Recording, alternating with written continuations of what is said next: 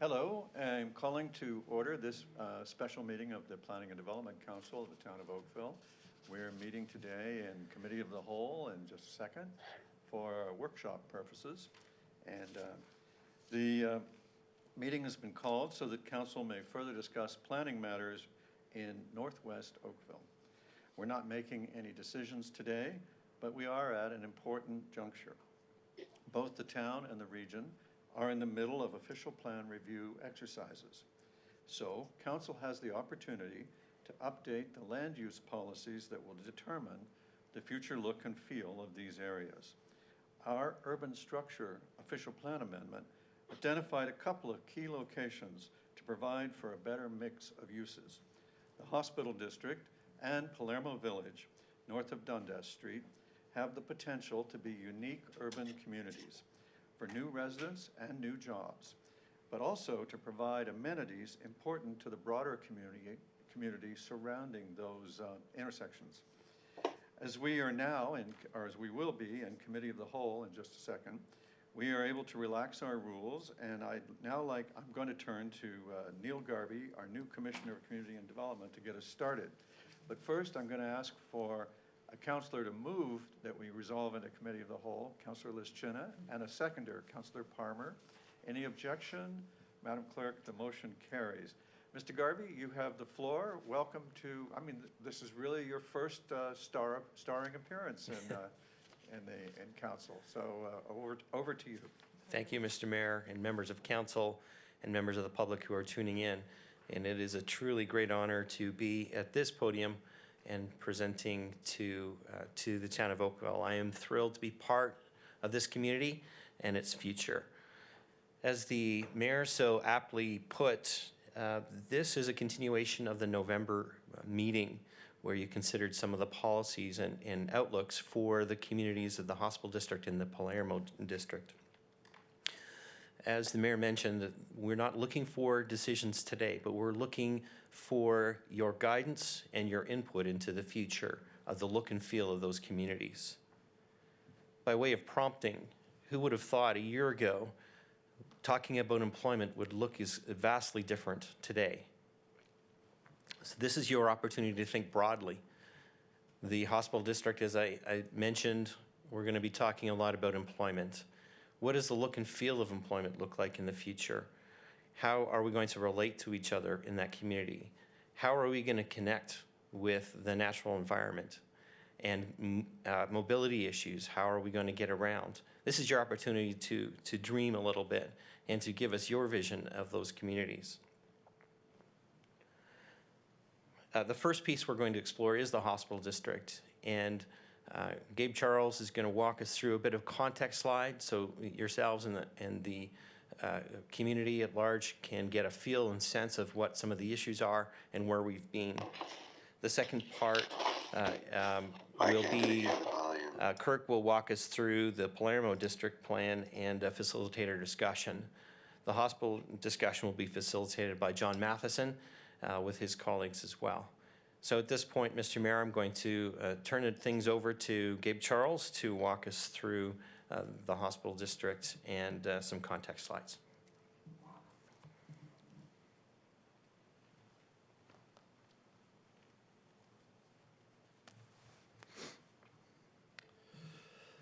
Thanks, Neil, for that introduction, and I think the mayor provided a very good context in terms of what we're going to be looking at today. I'll just quickly go over some of that overview of what we'll get into in more depth. So as council is familiar, back in November, we had done a public meeting for these two items, the Hospital District as well as the northwest area of Oakville, which includes the Palermo area, and a public meeting that was looking at what are those next steps going to be for these two areas. And at that time, council had asked us to look at doing a workshop for these two matters, which is the purpose of today. So this gives council that opportunity to look at what the future of these two communities are going to be. It is an opportunity to look at these areas from a very comprehensive perspective and really understand how the growth is going to look in the northwest area of Oakville for the years to come.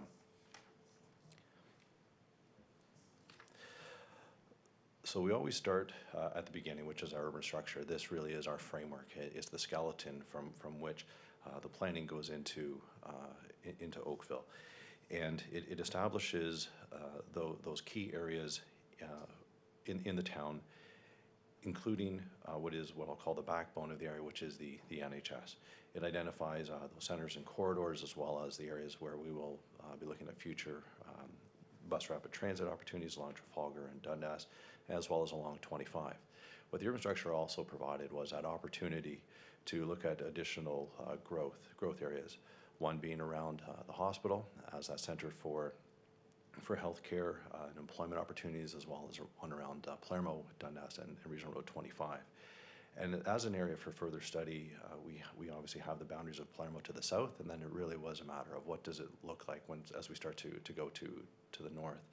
And so this exercise has really been one of understanding what is that land use composition going to be, which has been an internal work that's been done with planning and design staff, as well as our colleagues in community services and in the engineering departments. There really is the opportunity at this point to look at what that long-term population and employment profile is going to be for these two areas as well. So specific to the hospital district, and I'll certainly let John take us through this workshop today. What was clearly identified in the work that we'd have done so far with our consultant team, including Sejeki Planning and Urban Metrics, both of which are with us today as well, was to look at not just what does it mean from an employment area, but also how do we complement that employment area with a mix of other uses, retail and employment and the like. And so what the initial look was to introduce two land uses here in terms of the urban core around the hospital, as well as redesignating that, or looking at that designation as an institutional use. So what this, as council will remember from November, was really just a demonstration plan illustrating what the potential build-out of the hospital district could look like. So if there's no questions specific to the context, I will turn it over to John and let him take us through the workshop.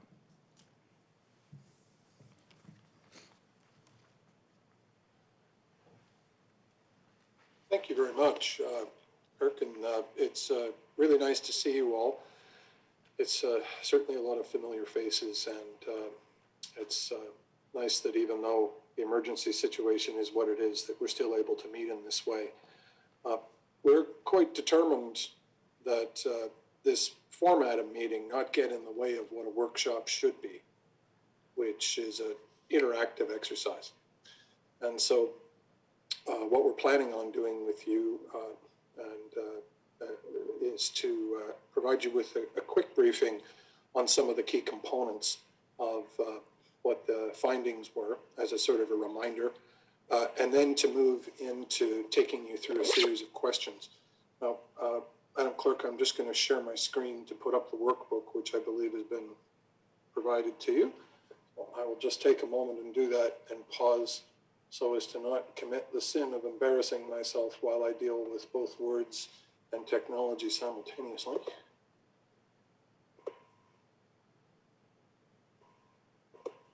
There we go. I believe you see a document entitled Hospital District Council Workshop. And I'll just give a couple of introductory comments, and then I'll be turning it over to my colleagues who are here with me today. And perhaps I should just take a moment to introduce them.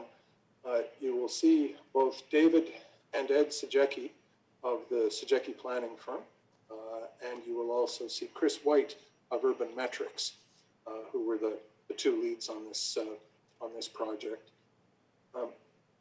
The purpose of our part of this workshop and goals are really to get, just as Neil and Kirk had suggested, it's really to get your input on what you think about the ranges of opportunity that these lands present.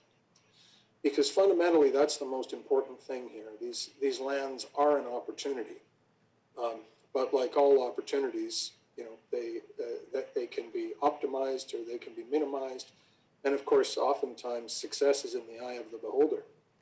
And so it's really important to both have a clear definition of what success would look like, and then a clear definition of what would be needed to help achieve that success. And frankly, it's far more for you to tell us about the definitions of success than it is, but it's for us to tell you about the range of, what might be done. And so we're going to start off a little bit with that, but then really the purpose is, and you can see the questions there, and there'll be a slide on each one of these where we'll have an opportunity to discuss them collectively, which is to discuss the market analysis and the resulting range of outcomes. Because as you know, really probably the main finding of the report is that with these lands comes this range of opportunity, and that outcomes at the higher range of employment would really need to be enabled by policies and investments to create the magnet for employers that would make those outcomes come true. But we want to seek your advice on the outcomes and your input on, what you think success would look like in terms of your desired employment outcomes, and not just the net overall number of employment targets, but also the desired end state mix for employment and residential uses, because obviously that'll have a lot to do with the feel of the community that you'll be creating. So we'll also talk about time, because these lands represent long-term opportunity, and so there's opportunities to both let it go at its normal pace or to potentially accelerate the time frame. And we'll also take a look at the things that we think are enablers of higher employment outcomes and explore Council's interest in taking action to try and promote the coming about of those enablers. And then finally, we want to get your input on the goals for the ultimate sense of place for the area. So as you listen to the initial presentation that you'll hear from David and Chris and Ed in a moment, please be thinking of it in terms of these questions, because that's what we're going to be discussing in a few minutes. Let me just take a moment to situate this in the broad process. As you know, the consultant study that you've already reviewed was considered at a statutory public meeting. Today is the special workshop to get further input. That will lead to a final version of the consultant study, which will then be the subject of a staff report and commentary, and then it will ultimately be brought back to you for decisions. So we're sort of turning a corner, if you will, today, but by no means done. So without any further introductory comment, perhaps give it over to David and Chris. We're going to lead a discussion on what we call the site enablers. That is to say, the findings from the report about the things that would either tend to achieve to have the lands achieve at a higher level of employment outcomes or at a lower level of employment outcomes. So, David and Chris, over to you. And once I'd ask you to sort of maybe hold your questions until they're done, because the whole purpose of all the slides, once we get beyond this one, is to have the interactive portion. And I think they're going to try and hold this summary of the report to something on the order of 10 to 15 minutes. So that gives you an idea of where we're at and where we're going to be. So David and Chris, over to you. Great. Thank you, John. And I hope everybody can hear me. If not, just please let me know. First, just want to also thank everybody for taking the time to participate in the workshop today, because as John mentioned on the last slide, this is really important for us to arise at a final report that everybody around the table has a lot of confidence and belief in. What I'm going to speak about, as John mentioned, will be about 10 minutes on this slide, and this will be by far the longest slide in terms of not having participation in the slide. Following that, it'll be much more participatory. I'll start off just by giving a brief overview of what were the findings from the report where it is today. I'm then going to turn it over to Chris White from Urban Metrics, and he's going to speak around the market analysis and just how that shapes the enablers that we see on this slide. And then I will speak a bit more to those enablers.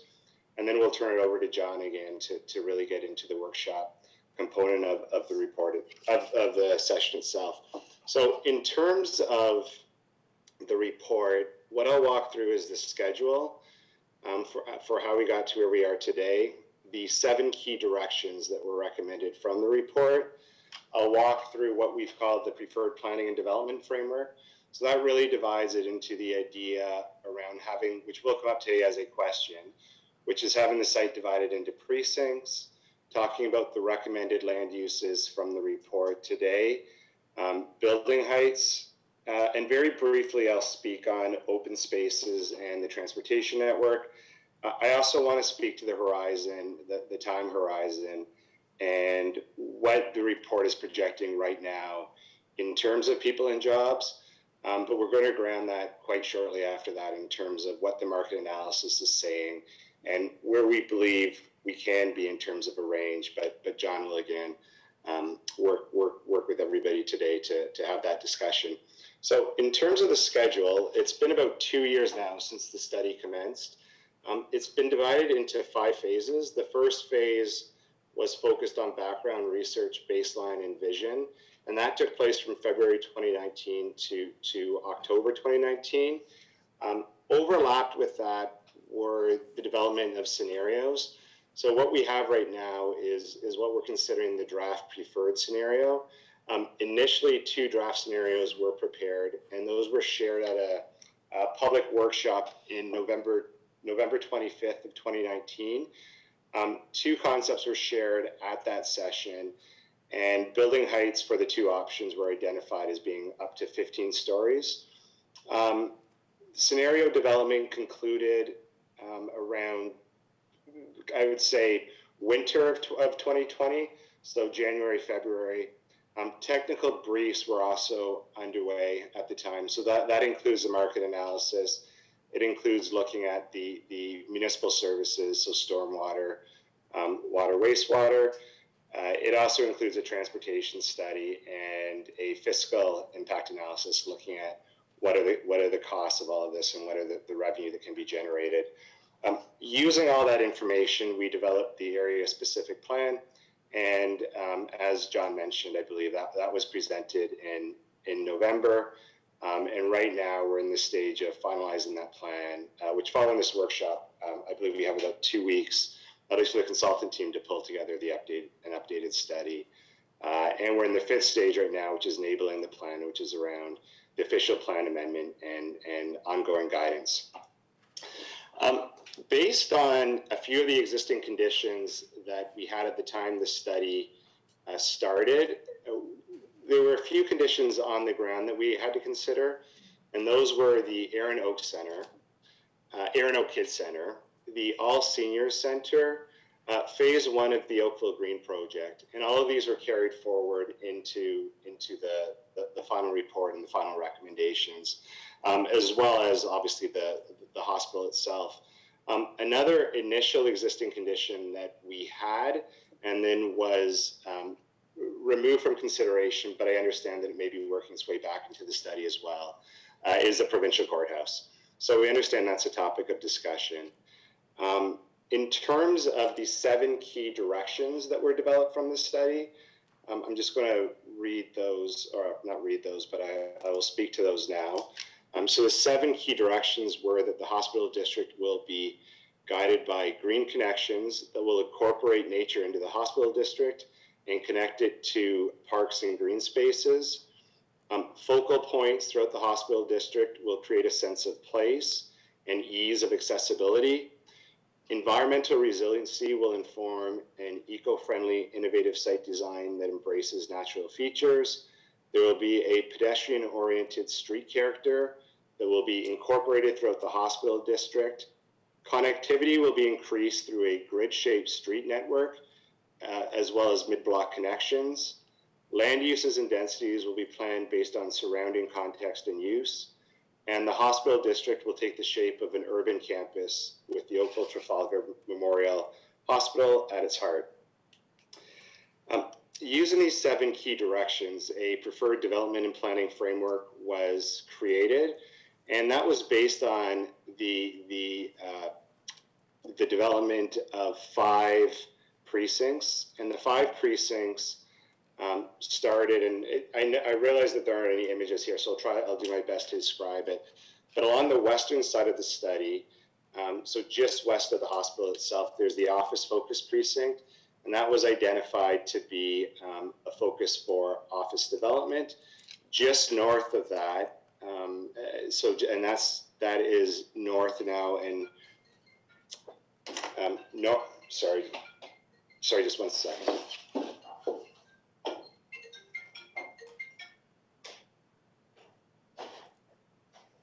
Sorry about that. So just north of that is the transitional precinct. So that is north of William Halton Parkway and just to the west of Hospital Gate. And that is identified in the study as being primarily a residential precinct. So it's 20% employment, 80% residential. And on the former courthouse lands, that is what's called the complementary precinct. And so that is identified as being an area where we feel there's an opportunity for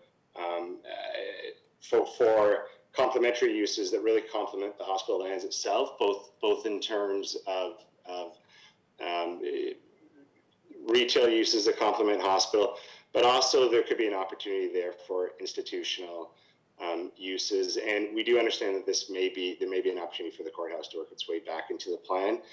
The largest area is called the institutional precinct. And that forms the Aaron Oak Kids Center as well as the hospital lands itself. And that will remain an institutional focus without any residential uses introduced to it in terms of the vision that we have for the study today. Transitional precinct also continues to the lands just north of the Oakville Green master plan. And then the final precinct, what we're calling the innovation precinct, encompasses the Oakville Greenlands.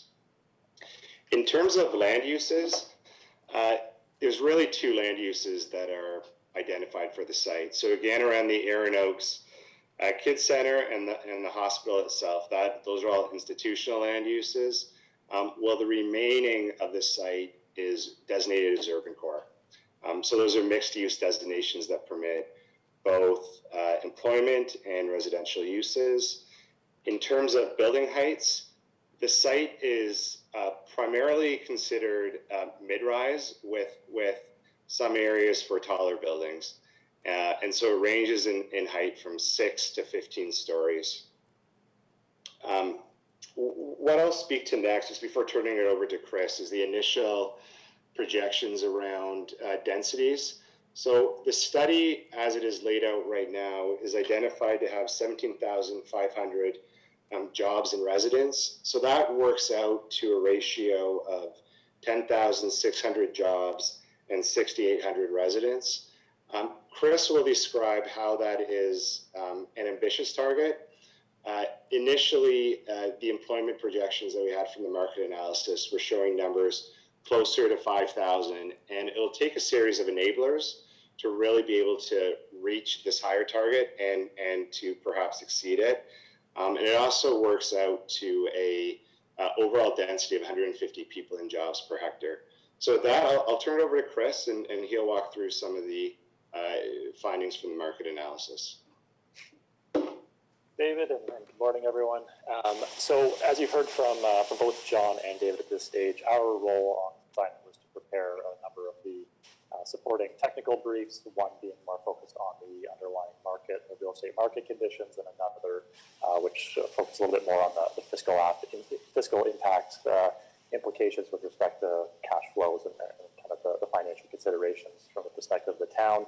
I'll be focusing a little bit more specifically on the former, but just as a bit of a refresher. So the purpose of this assignment, in specific the market component, was to provide some guidance and insight to the formation, to other members of the consulting team on Sejecki's side of things, as well as others, to form those demonstration plans and come up with some of those land use concepts and kind of ultimately advance the policy direction here. Having obvious implications for the employment residential mix and so on and so forth. So The scope of our work included a range of pretty typical research in this regard, a consideration for the site and access in this part of the community, the relationship to other surrounding land uses, not only within Oakville, but also in the broader context of the GTA in terms of the economic composition, and kind of focus on specific industry sectors. A review of typical development patterns, which I think everyone's aware is predominantly residential to date, as well as just the underlying market performance for a range of different real estate asset classes. So based on all of that kind of context, some of the key takeaways were, and the purpose of our work was to set the upper and lower bounds and the realm of possibilities available at this site. Again, not only on an employment perspective, but just kind of a broader real estate market demand kind of view of things. So based on our review, not only of those kind of site-specific or community-specific performance measures, but also some best practices and precedent research of other hospital districts across the GTA and southwestern Ontario. What we're seeing is kind of under a status quo or kind of do nothing or a business as usual type approach, coming up with not a meaningful amount of kind of significant employment-driven development, but rather more ancillary and supporting commercial uses in a range of amounts to about 250 or 300,000 square feet on average, which would include your typical healthcare practitioners and kind of more medical office type functions, regional service, and so on.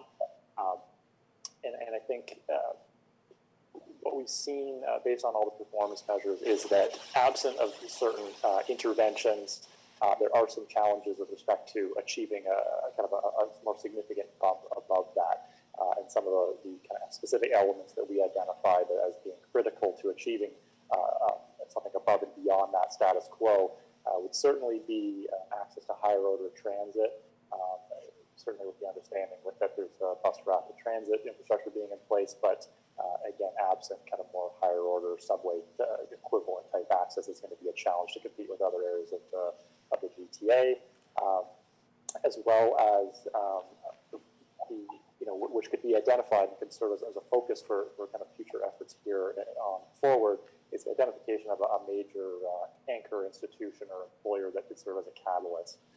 You certainly see this in other master plan districts, and obviously the hospital serves as a key institutional player in that regard, but what we've seen in other jurisdictions, absence of kind of key downtown nodes like University Avenue in Toronto, as you tend that in and of itself isn't enough to kind of cross the hurdle to that more upwards of the 10,000 plus type job targets as set out for this area. And then similarly, as we've seen in most metropolitan areas, there's kind of opportunity for only so much specialization and kind of ancillary economic activity around hospital presence itself. So again, there tends to be a primary node and the equivalent to a kind of a University Avenue type environment, and then only a select few, one or perhaps above that in terms of the broader kind of suburban and extended urban area around those markets. So in the absence of a very specific area of specialization, kind of economic industry sector specialization, it's going to be difficult to go above and beyond that. So I think all told, we certainly see tremendous opportunity to leverage not only the existing economic profile of Oakville in terms of some of the current place of work data that we saw, kind of focus on professional services and healthcare-related industries, and potentially recapturing some of that outflow that's going to other parts of the region, as well as leveraging the proximity to the hospital, but in the absence or without a concerted effort to kind of push it beyond that status quo or lower bound that we've outlined. It certainly would be challenges and even risk cannibalizing other elements or other employment nodes within the community itself, namely in and around the GO station and along the QEW corridor. So with that, I will pass it back to David to kind of wrap things up on the slide, because I know we've been flowing for a while now. Yeah, thank you, Chris. So I will speak to just some of these site enablers before turning it over to John. But I want to reiterate what Chris has said as well, that in terms of the recommendations that were coming out of the market analysis, it looked at a recommended office space of 250,000 to 300,000 square feet, and somewhere in the range of 5,000 jobs. So working with Chris, we've been trying to push that number to see what could be a higher employment number. And we've been looking at what are the opportunities to get it up closer to that 10,000 jobs mark. But that does have implications both in terms of potential to take away from employment lands along the QEW and the GO Transit corridor, but also just in terms of the being realistic of what can be achieved. We are showing a significant amount of more office space than came out of the market analysis. And there are opportunities to increase that, but that really is going to have to focus on opening up these enablers to be able to get there. So the lands that have been identified in terms of where we see that there are some real opportunities to create enablers are around the Oakville Green lands. The All Seniors Care Center and the Erin Oak Kids Center, those both offer opportunities. The hospital itself is a major employer. It's a major institution, and it offers opportunities, but from what we have seen, those opportunities can be maximized if there's also a focus around an area of specialization that the hospital can bring forward. And around the lands themselves, a fourth enabler would be the courthouse and auxiliary uses if that can be reintroduced. So in terms of the opportunity, the first one is looking at removal of the regional employment area overlay. So obviously that has to do with introducing residential uses. And when you do introduce residential uses, you're increasing the density that is on site, and you're also opening up opportunities for that population to require services within close proximity.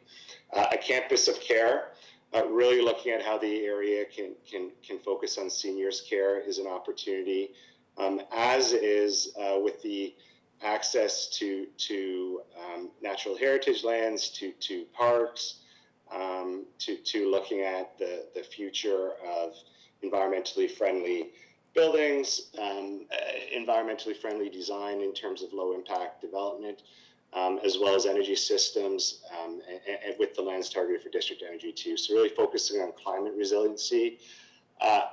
As Chris had mentioned, there's a lot of hospital related development, whether that be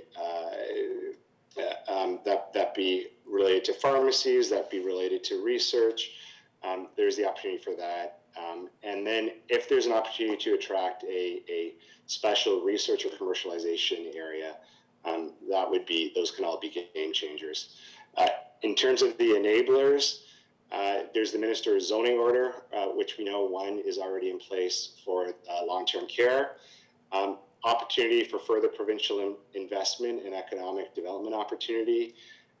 There is the existence of an interested developer, as well as future developers, and higher order rapid transit along the Dundas corridor is going to be very important to be able to enable the higher employment numbers.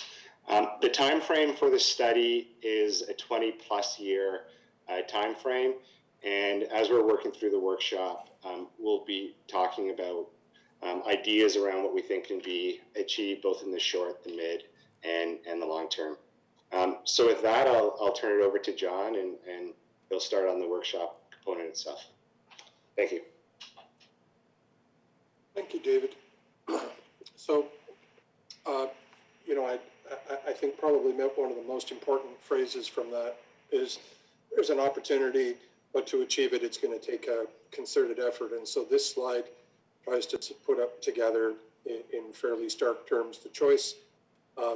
It's been framed here as, I think, echoing Chris's words, for a sort of business as usual employment outcome. You're looking at an outcome in the order of about 5,000 jobs or so. And that based on the market study, there's nothing inherently special about the site at the moment to enable more than this. But as we heard, that doesn't mean that achieving something special in terms of employment outcomes isn't possible. It merely means that in order to achieve it, you'd have to have a focus on bringing together a number of attributes to the site in terms of the actual kind of recruitment of unique employers that would lead to an area specialization backed up by infrastructure investment, potentially ancillary investment in the courthouse, and all of these things together to create a kind of center which would achieve employment outcomes that are greater than kind of what you'd normally get if you just went ahead and left things to evolve in their normal course. So you see in green the question, is council committed to achieving a sort of special upper end employment outcome, or is that not really consistent with your wishes? And I'd like to introduce you to my friend, the virtual yellow sticky.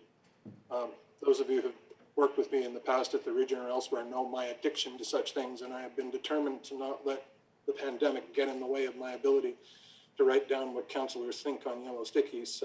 So with the virtual yellow sticky, I propose to record your comments in workshop fashion so that we can have a record and build on it together of what it is you have to say.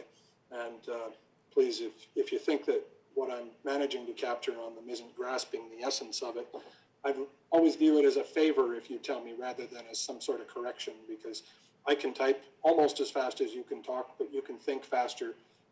And so if you see a better way of capturing it, then please just let me know, because my goal isn't to put words in your mouth by taking them down. It's to reflect what you want to be recorded. So Councillor Elgar, I see you have your hand up.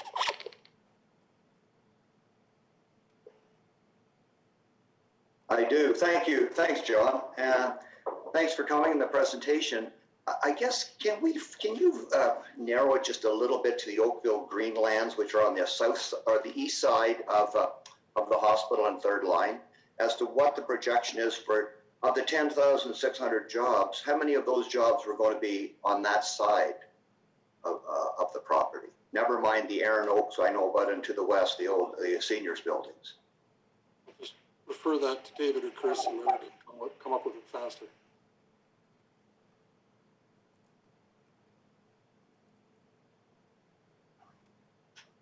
So David, I'm not sure if you have the exact numbers. I know in the context of the date at which the market study was prepared, it was, I believe, just the phase 1 Oakville Greenlands and not the entirety of the entire square footage. But if we can validate the exact latest and greatest on the range of employment uses, I'm happy to kind of provide on the fly some guideline as to how much that would yield in population. And, why I asked that is it seemed like when it was Oakville Green Group came in, it sounded like one awful lot of people going to be on that particular property specifically, whether they be residential and business. I was trying to get the split because also I think the buildings were going to be, like there were buildings were going to be 15 stories high. And I am concerned about the buildings. Are they for offices or are they for residential? And which brings in the White Oaks communication towers to the east and the impact that could have on 15-story buildings. So I've read through the White Oaks communications, what they have said from their experts, and I read what Stantec has said. But the words in Stantec are pretty interesting. It said it would be prudent, however, to further investigate the potential impact of the 4 proposed 15-story structures and will have on the radio license radiation pattern. So some people are like, if they go through it, they say, yeah, it should be okay. But it also, the word prudent, does that mean anything, or is that just honk the horn and drive on and build? Or should more work be done so that, in fact, before anything gets locked in, that the White Oaks communication tower people agree with the Stantec recommendation?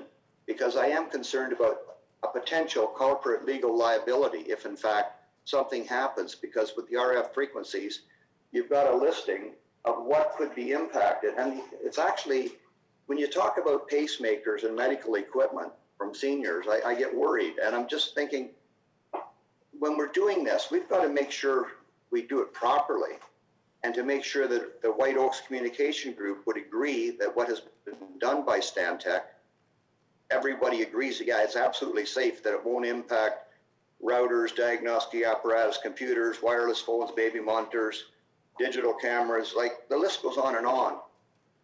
So that's my biggest concern, because I know when they were building the bridge just by that property over 60 Mile Creek, all of the electronics were burned out of the equipment, and people were getting charges, and it's all written in the report. And when I look at the grid that was done by White Oaks, it looks like nothing could be higher than 24 meters in that, and I'm not sure in that area. Well, 24 meters is only 78 feet. And a 15-story building is probably quite a bit more than 78 feet, I would think. So, like, for the employment for big offices, like, is that okay? That would be my one question. You can write it down, John. But anyway, that's my only concern with this whole thing.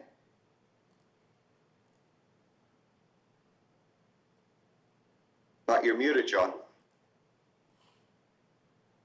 Councillor Algar, perhaps I can answer the first part of that question as well too. So in terms of the total number of jobs on the Oakville Greenlands, they're a little under a third of total jobs that are identified for the area.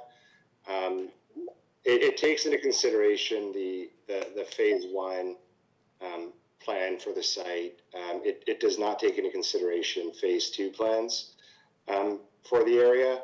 It works out to around approximately 3,000 jobs, and you are correct that the building heights that are being identified are upwards of 15 stories, and one of the key influences on that is the helipad and the flight path for helicopters to the hospital, which identifies a maximum height within that area of 15 stories. We did review the information around the radio towers, but to your point, that is valid. That additional conversations would be beneficial. Thank you, Councillor. Councillor Sandhu. Thank you, gentlemen, for the presentation. I just want to make sure I'm understanding this slide correctly. So on the left side, we're seeing 5,000 approximate jobs, and that's kind of BAU. On the on the right, we're looking for potentially something special, and the levers for that, and the levers to kind of drive those 10,000 jobs are the things that you have underneath, like unique employers, the area specialization, the courthouse senior center, all of that business. Is that right? Yes. Okay. So I think that your question off to the side in the green is kind of a gimme. So in my mind, I don't think that council is opposed to additional jobs in Oakville. I think that, to me, I see your levers and your requirements to ensure that we have 10,000 jobs. But I think what the barrier to success in my mind is, and you had this on your previous slide, without the BRT on Dundas, we're going to fail. So how do we ensure that we can get people where they need to go, and also increase the level of employment in the town? That's a severe and significant concern, especially since this is my ward. And we continue to see that all over Ward 7. It's supposed to be transit first, and it is not. So that's a significant concern for me. I don't know if I could turn around and say, yeah, we need to increase or double the amount of jobs here without that transit in place. Thank you. Other comments? Councillor Adams. Thanks so much. We're just having a hard time hearing you, Councillor, I think. Is that better? Much. Good. So I think the answer to the main question, we're committed to achieve something better than standard. We can't hear you, Tom. Really? I'm using a slightly different device, and I'm not sure if I can make it better or not. Is it better? It's phasing in and out, Councillor, so when you just say, that's how about now? Much. Is that better? So I I'm concerned about the bus rapid transit. I think that yes, council should try to achieve something better than standard on the area around the hospital. But I was very disappointed when council chose not to support the bus rapid transit project and redirected the funding from Dundas onto other projects. And I'm concerned because I'm not sure we've got an opportunity to provide funding in the near term to make that happen again. And so I wonder if staff have some suggestions for us around how to make this happen in a timely fashion so that we can support something like that.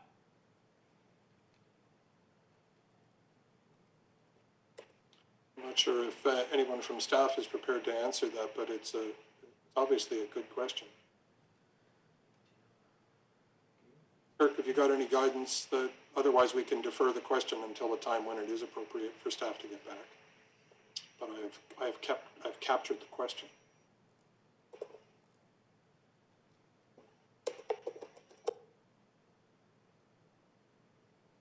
Jane, go ahead.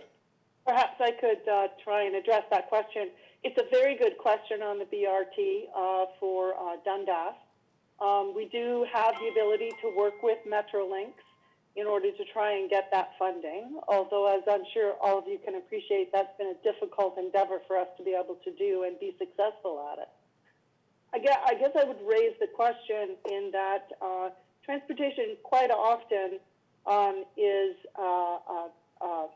I'm not sure what you plan first, I guess is the question I ask of you. Do you enable the transit to be supported by providing the opportunity for the development to occur, with then safeguards that are put in place in terms of not actually achieving that potential until the transportation's there?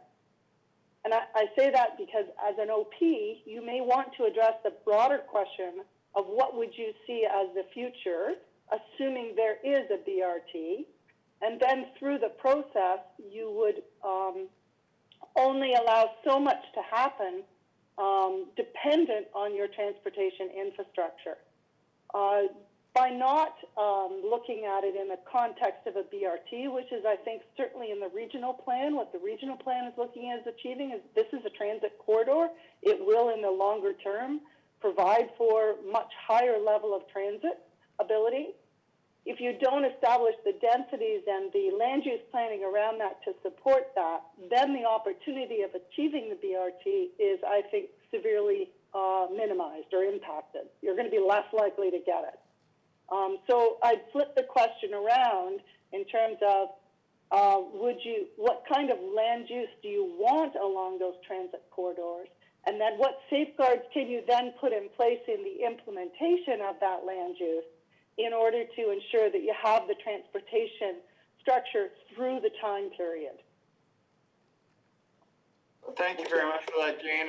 And I guess the history that our council has had is we've said, yeah, density. So in North Oakville, there's lots of density, but we haven't got the transit in place. And we've made a decision about the BRT to shove it off by not funding it. And so I am very concerned about our ability to put that in place because our history has been we haven't supported the BRT. Councillor Sandhu, I think you had a follow-up question. Yeah, Jane, you just said something about interim measures. So just kind of layering on top of what both Councillor Adams and I have just said. So say we go down this path of additional employment, just like how we've said yes to all of our development here in Ward 7. We don't have our transit first here. We don't have our BRT. What is the interim measure?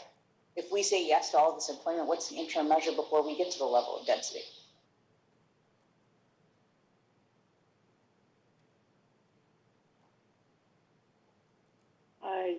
I do. There are several mechanisms in the planning approvals that you could put in place, which I'm sure David could perhaps outline for you. Particularly for this area, when we look at what we've already done in this area, we have used a holding zone, for example, in order to ensure that the transportation capacity is available. So I think that would be something we'd take back and look at if that's a direction to be going. then what are those interim pieces that we could put in place in order to ensure that we're better matching the scale of approval of development with the transportation capacity?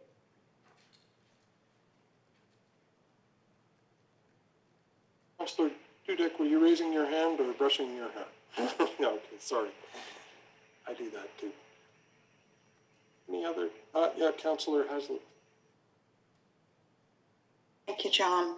I guess my question is around, in the analysis that was done about the amount of employment, I'm taking that considered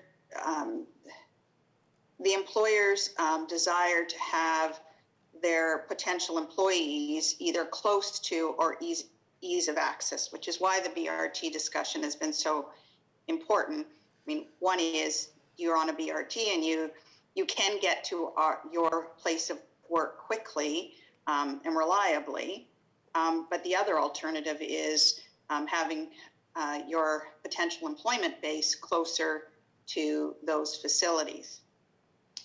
So I'm not sure how that analysis was done. I think we've seen with COVID more and more people want to be closer to their place of employment. And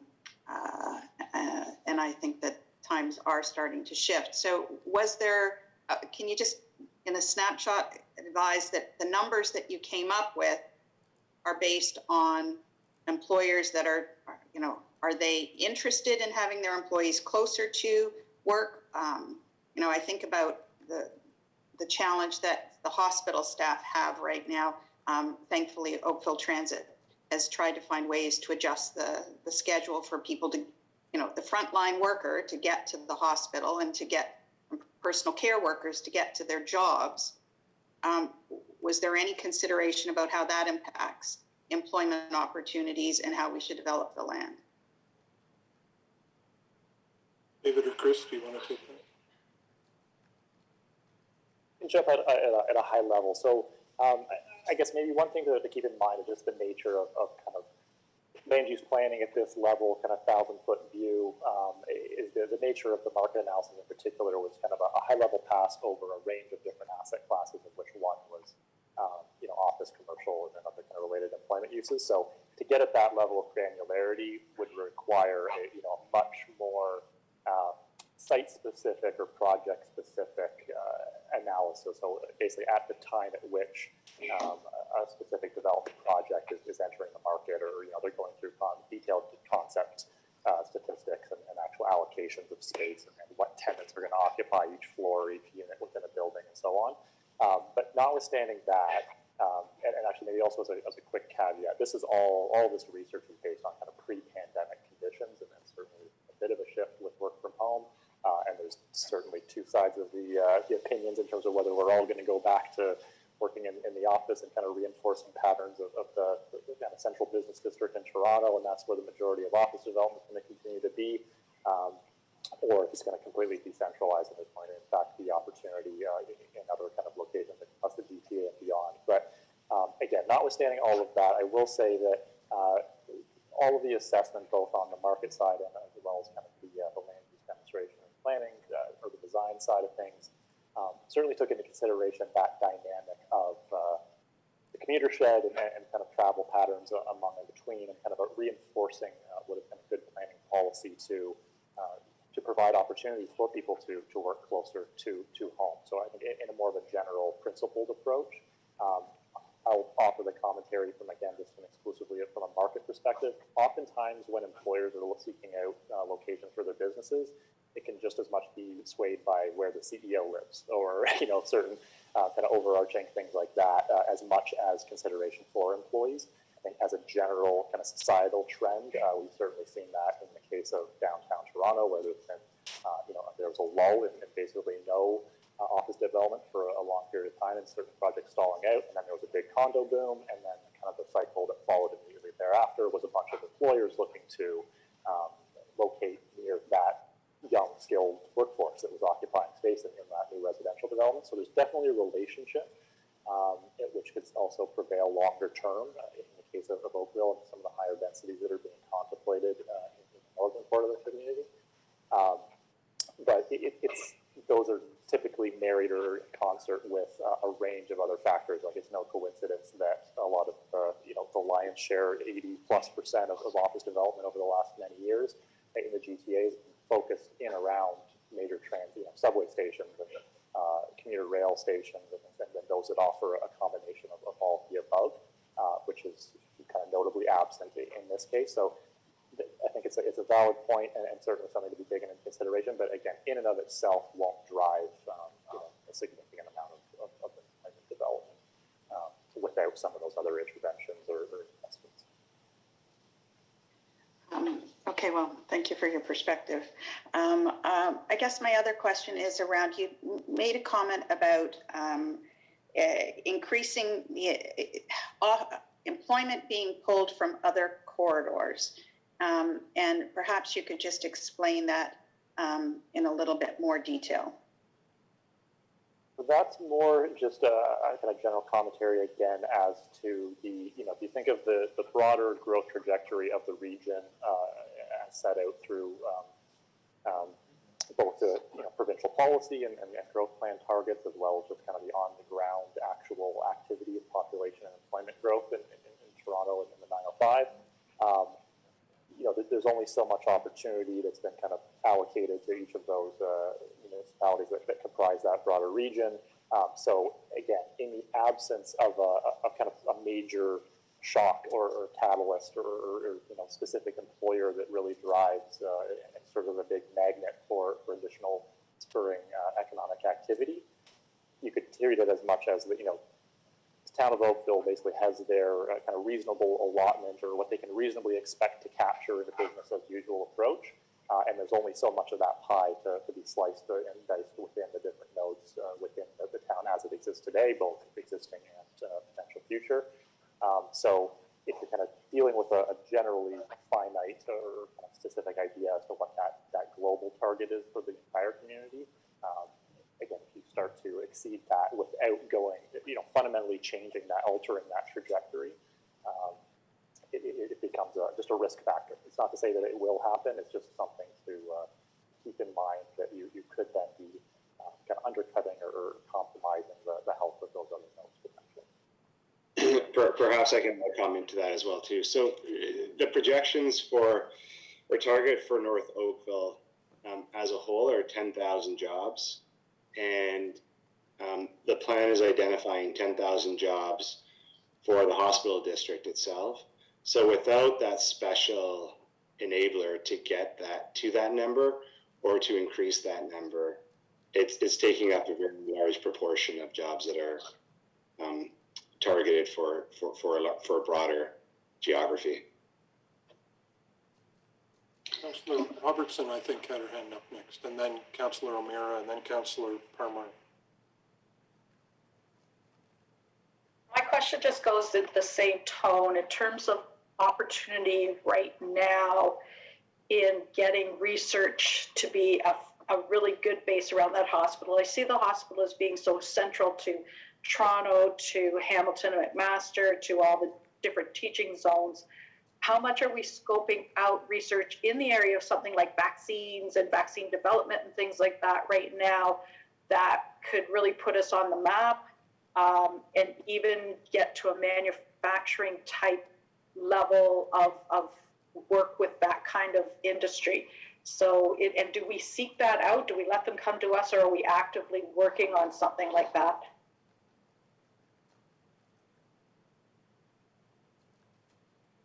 Chris, do you want to take that? So I'll speak to certainly just to validate that there's tremendous opportunity there. I think we certainly recognize that as well.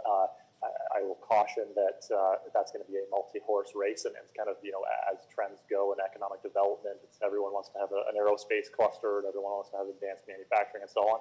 That's naturally going to be the topic of the day is kind of R&D and kind of manufacturing and technological development around healthcare. It's almost impossible not to kind of keep that as top of mind. So absolutely, if those wheels aren't already in motion to kind of seek out that type of activity and leverage the presence of the hospital, I can pretty much guarantee that others will be. I think paper just becomes a competitive advantage and kind of a race to first to market. I get that completely. I also think that Oakville's livability is a big draw to that kind of industry, that they would want to live where they're working. And so if we can ramp up that twosome together and actually get that going, because you're right, it's going to be first to the front on it, but I really think it would be a great opportunity right now for a long-term investment. I think you've all jumped around on the screen since last time, and I made the mistake of thinking of it spatially, but I think I said Councillor O'Meara was next, and then Councillor. Thank you very much. And I'm actually, Councillor Robertson just mentioned, I was, if we want to do something special here and target something, I was exactly going to say vaccine development. I mean, I know that is a gap in this country that has been outlined by every single leader right across from coast to coast. And I think if we're going to try and target something, we're probably positioned very well with our federal leadership here in Oakville, and also even individuals around this council table to take that on. I think that if we're going to target it, we should be trying to target something. I guess my question really, though, goes to what have we learned over the last 11 months that is going to change how we go about and plan this. I don't think we're seeing people going into a building to sit at a desk on a computer. I think that is probably, I don't know, maybe you can speak to me about that. We're seeing more demand for warehousing, distribution centers, those sorts of things, whether it's PPE or whatever. I'm just wondering, what have we learned in the last 11 months that might influence or dictate something that we should be doing different? Is it more urban space in terms of employment in commercial settings, more having more space outside for people? I mean, I'm curious as to what, if any, lessons we might be able to draw as we go through with this process. Right now, we're in a bit of a transition phase, I think, and I'm not sure what we might learn here.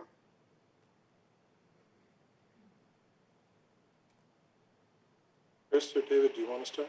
Yeah, again, happy to jump in. I think it's certainly a bit of opening up Pandora's box, and no one has the crystal ball and all the answers at this stage. Also, I think you've probably heard not only myself, but plenty of other consultants and experts saying as much. Again, it did, as I kind of alluded to earlier, it certainly depends a little bit on your view and your kind of perspective.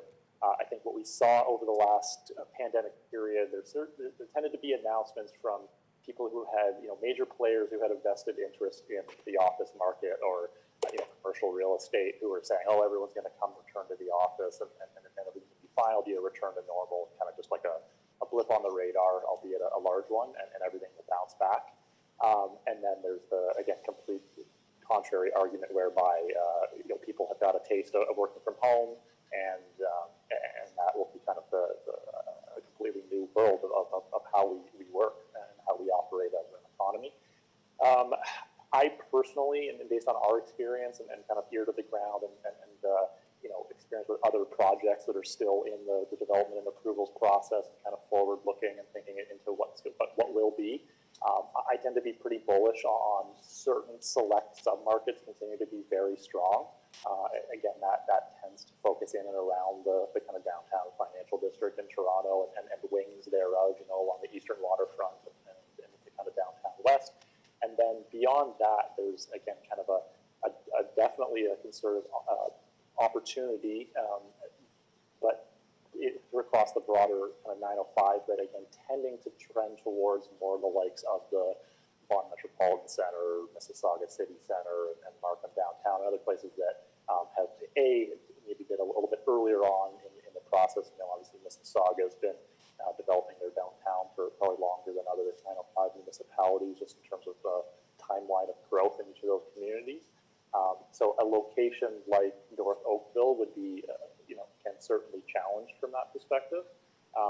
But that again leaves the door wide open to that opportunity, as we keep that's kind of keyword that we seem to keep coming back on.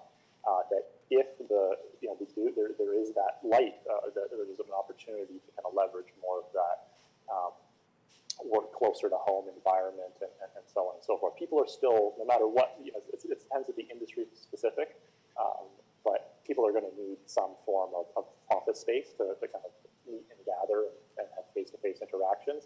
I think it'll be more a matter of the flexibility and kind of optionality of where they locate. So if that really takes on, which a lot of us seem to think it may, that's where Oakville can step in and capitalize on that. Yeah, if I can build on Chris's comments, which I completely agree with. From a personal perspective, I know we're looking at our office introducing more flexibility. We will always have a bricks and mortar office, but we'll have flexibility around when people will use it. It'll be used as a shared working space, absolutely, for face-to-face interactions. We are also seeing on the private side a number of residential developments that we're bringing forward. We're having discussions with municipalities around the amenity space and with people working more from home. If they're working in a one-bedroom condo, or they're working in a bachelor unit, there is a need for them to have that office space. So it's a transition in the base of residential condominiums to include office space as part of that amenity offering that would be used there for residents of those buildings. So the area is transitioning, the space, but agreeing with Chris's points, I think certain sectors are more bullish and that there will still always be a need for physical office space. Just the layout of how that functions and works and when it's used is evolving. Well, I think I have Councillor Parmar and then Lishnia and then Longo. Thank you. That was actually my question. Any realized trends, market analysis in the last 1 year? And so Sean asked it, and thank you for answering. And also in regards to transit and any trends we've seen there.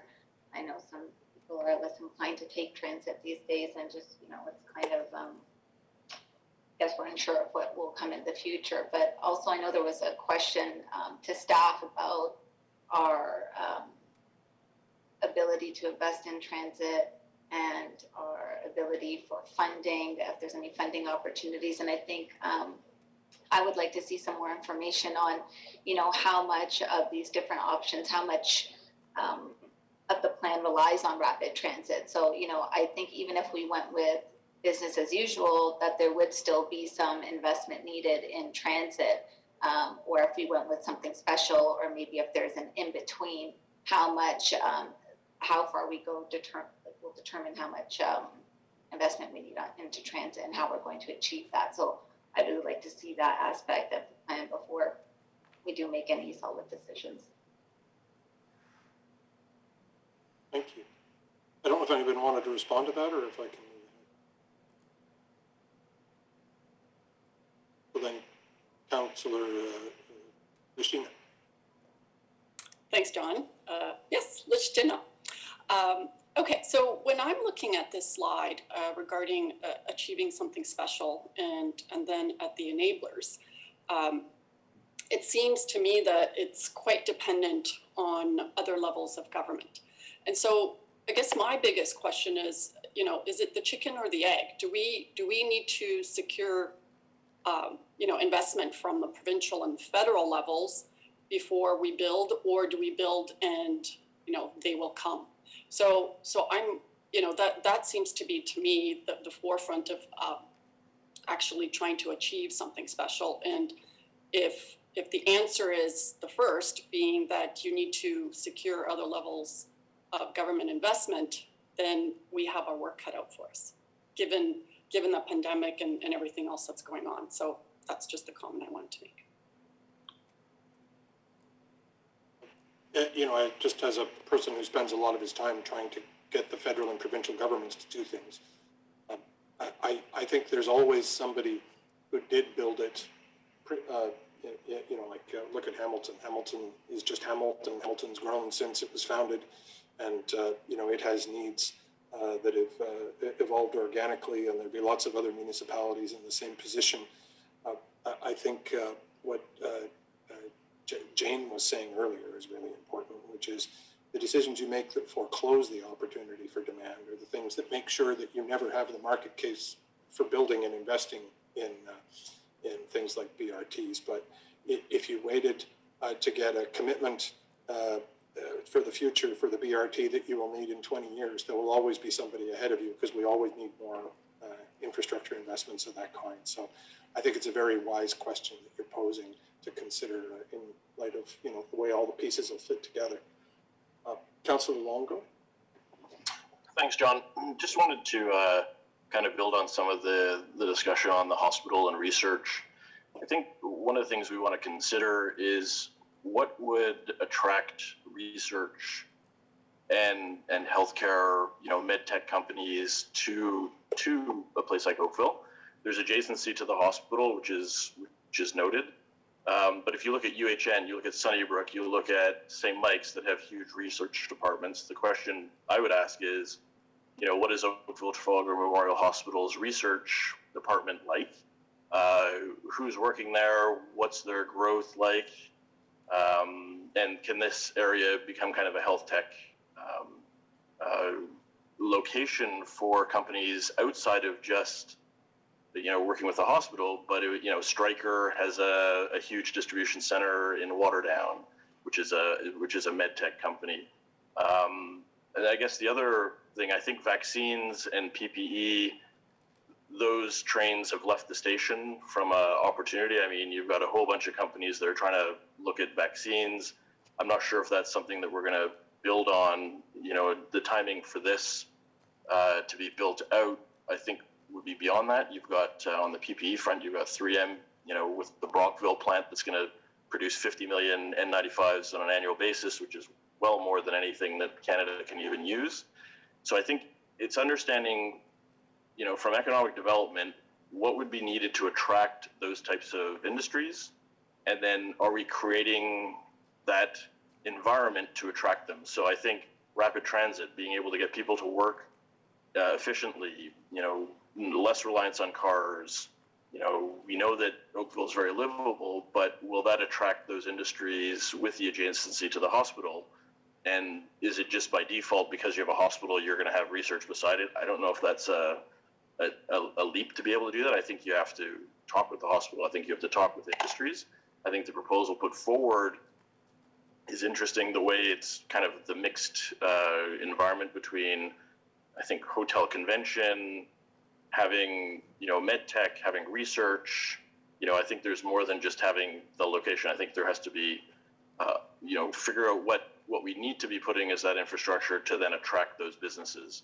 Otherwise, we could be building something and nobody shows up because we haven't actually hit the mark on what they're looking for in order to, you know, attract their people to want to live and work here and grow. So that's just kind of I'm seeing it in the healthcare world.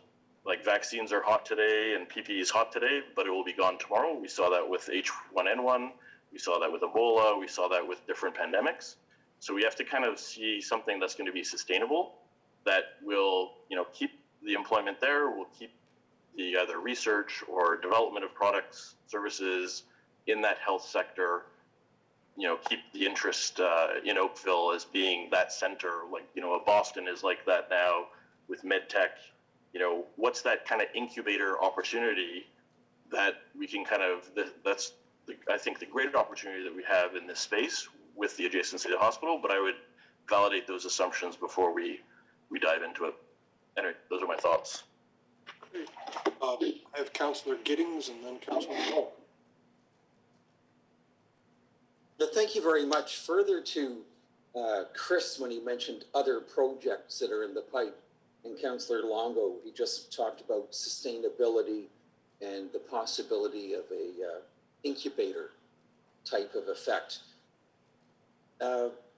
If we look at North Oakville as a whole in terms of that 10,000 target, how do we keep that on track, number one, to make sure it's accomplished? And how do we ensure that, how do we track that in terms of keeping the tally of the projects? And is a staged growth best, or is it a series of different hubs? I'm just curious in terms of what is best timing wise. And my second sticky note would be in terms of our community energy strategy. Is this a vision that is shared for the area And at what point can we strive to get buy-in from the various proponents? David or Chris, do you want to take either of those?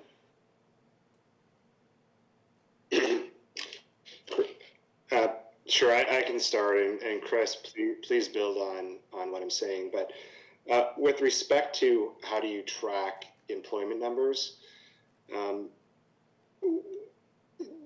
I think what is needed is to set up a series of KPIs, and those can be tracked over time through looking at what development applications are coming in to meet those KPIs, looking at in terms of attracting what would be considered a catalyst.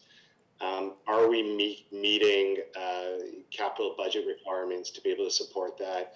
And we've also prepared the fiscal impact analysis for the site that identifies what should we be expecting in terms of revenue coming into the town and expenses that are being charged out to the town. So tracking development applications as they come in against the fiscal impact study, I think is an important part. But very key to that is setting up what are each of the KPIs that we choose to track, and how do those fit into our strategic plan for identifying what is special for the site. Chris, do you have anything to add to that? Yeah, maybe just to echo what you're already saying here and kind of take it one step further, is that I think it's really important to consider the fact that a lot of this type of work, whether again it's kind of market financial side of things or the land use planning exercise, they really truly should be intended to be kind of guiding documents that are living and breathing. They based on just kind of availability of data and the nature of rear view mirror historical data versus kind of forward-looking unknowns, that they inherently are a snapshot in time. So anything that can be done with respect to monitoring and tracking those changes and gleaning insights moving forward is certainly helpful. David already identified a couple of those, one being kind of setting up the performance indicators or measures that typically are largely born out of annual employment surveys, efficient tracking and monitoring of development applications, not only for the purposes of allowing that to be a little bit more of a transparent process and putting it up on municipality's website, but also truly getting everyone's hands dirty and actually analyzing and kind of having a better understanding of how those patterns are shifting over time. I think, and the same goes actually through the fiscal impact, whereby identifying what is just purely on a cost recovery basis to put in kind of basic servicing and infrastructure versus more one of a kind or above and beyond type investment, capital investment that may be needed, and how that looks and feels in a future environment, potential demonstration whereby you can expect a certain kickback in property tax revenues and other sources in future periods. So I think all of this, and maybe echoing some of Councillor Longo's comments as well, it opens up into kind of a much broader strategic town-wide kind of direction, right? Like there was a question posed as to how to attract some of those types of kind of tech or healthcare related tenants. That gets into a broader economic development strategy, typical cutting red tape and improving efficiency and open for business. And there's plenty of different kind of measures that people would certainly keep in mind in that regard. And just one further thing to add too. I mean, as soon as you provide a model, you're providing inaccurate information. It's going to be wrong. So what you want to do is not track against the model in specific numbers, but track against minimum targets of what it is that you're expecting to achieve. And I do agree that a phased approach to it makes sense. Just mindful of the clock, and on the one hand, this is great feedback and conversation from council, but on the other hand, our welcome is limited by the stern leadership of your mayor. So we're going to have to move on to the next slides in fairly short order, but I have Councillor Knoll and Councillor Longo, but hopefully we can just take a look at some of the other questions. And Councillor Haslip too, I see one to make. Excuse me, John, have you noticed me waiting for the last half hour, Councillor Chisholm? Actually, no, your camera just came on now, so I'll make sure I get you before. Oh, that's interesting. Okay, thank you.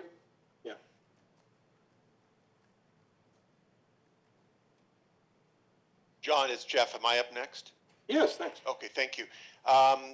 First of all, I apologize if I'm saying anything that's already been said. I've been having some audio issues, which is why I've invested in this new headset to try to be able to catch everything that's going on a little better. Something Chris just said really caught my attention, and I just want to, it just reminded me of an experience that many of us have had on council, especially those of us who've been here for any period of time. And that's we need to be always very cognizant of the fact that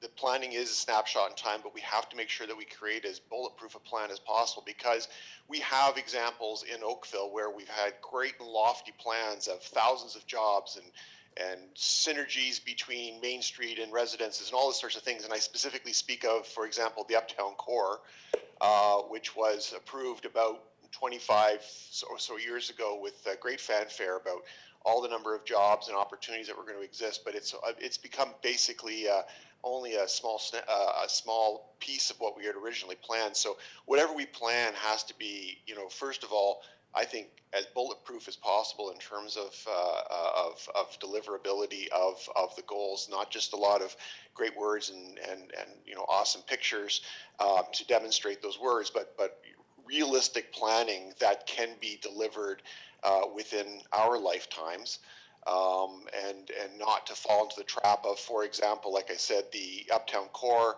The ultimate reasons why the Burl Oak employment lands went from employment land to retail. Even for that matter, one of the next topics is Palermo Node. I mean, we had a beautiful Palermo program approved about 20 years ago, and much of that has not come to fruition. It's mostly been converted to residential. So we need to be very, very careful about whatever we build, whatever we design, whatever we come up with here has to be very practical, and we need to, have flexibility in adapting it, but not so much flexibility that it doesn't bear any resemblance to what the original plan was. I also want to mention we should probably be looking at lessons learned and mistakes made in the Mars complex in Toronto, because it's not dissimilar from what we are going through here, and it certainly has had its growing pains over the years. So I think it's very important we look very carefully at successes and failures in the Mars complex, because why live up to Einstein's theory of insanity and do the same thing and expect a different result, right? So that's the second piece. The third piece is I agree with Peter's comments about we're sort of probably over the new markets around PP and such, because everybody that's getting into PP is in it now, and a lot of them are experiencing excess capacity and are attempting to find ways to find new markets for their product, because the capacity went from a tiny amount to this massive amount. We have a local company in Oakville. I just actually had a conversation with a constituent of mine that's built all this capacity, but he can't move his product now because there's such a glut. So I agree that part's done. But what about specific research into preparedness and pandemic responses? I mean, it's one of the things. If I could say, one of the biggest mistakes that our governments and around the world, particularly in Canada, United States, have made is being too lax in terms of preparing for what we've gone through, and perhaps research and preparedness, research into pandemics and preparedness, and maybe an interesting avenue again. But that would of course require buy-in from senior levels of government, which has been brought up by a couple of my colleagues, including Natalia and Peter and such. So anyway, those are all what I've been able to. That's what I can offer based on the exhaustive comments already made by my colleagues. And perhaps councillors won't mind if, since there was issues with Councillor Chisholm not being on the screen, if he's obviously been waiting. A few others have spoken first, so perhaps we can go directly to him, and then we'll catch up with the remainder before.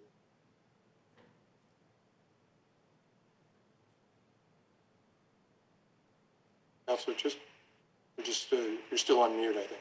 There you go. My apologies. We'll move on. Most of the information that has been accumulated covers my question. So thank you very much. Okay. I think you just got bounced off to the bottom of the screen, but when you spoke last time, then you popped immediately to the top. So if it happens again, I think just turn your mic on and that should shoot you to the top. And that goes for anyone else. It's certainly not my intention to miss anyone. So the last two, if we can be quick, are Councillor Longo and Councillor Hazlitt, and then I owe an answer to Councillor Giddings because he had his second one, which we moved on from. So, Councillor Longo. Thanks again, John. I'll be really quick. I think just to go back to transit, I think we need to, at least even if the funding is not there right now, we should at least plan for the BRT so that it's, so in the event Metro Links and Halton Region have that, we also have it in the plan so that we at least facilitate for the BRT to be developed or built. And then the second part is I think there needs to be a tie-in between economic development and doing our market research as we refine these plans. And just as an interesting thing, an article, if people are interested, Councillor Knowles' comment about vaccines and pharma and things like that.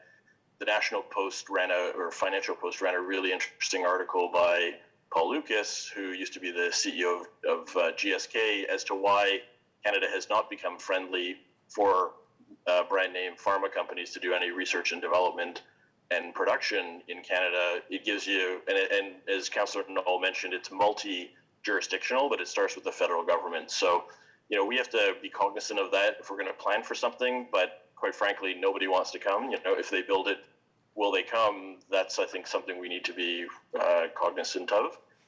So those are and then the district energy plan, as Councillor Giddings mentioned, or the Oakville energy strategy, we need to really tie that in, because we have a real great opportunity here. And I don't know if you have that covered in other slides, but I think that needs to be really fleshed out. We've got the High Commission of Denmark looking at doing a study on district energy plans and things like that. So I think, how do we tie those in and leverage, what we have is a really great opportunity here to get things right. Thank you. Thanks. David or Chris, did you want to comment on the district energy? Yeah, absolutely. The first comment I'm going to make is just a general comment that with respect to energy, the type of development that is being looked at, including introducing mixed-use development, is absolutely supportive of decreasing energy uses, as is transit, with preferably higher order rapid transit like a BRT. But the obvious answer to this as well is that there are the district energy lands, and so I think that needs to be built in fulsome into the study recommendations. I'm not sure if that answers Councillor Giddings' questions. Thank you. Thanks, Councillor Giddings. And Councillor Hazlitt-Thiel.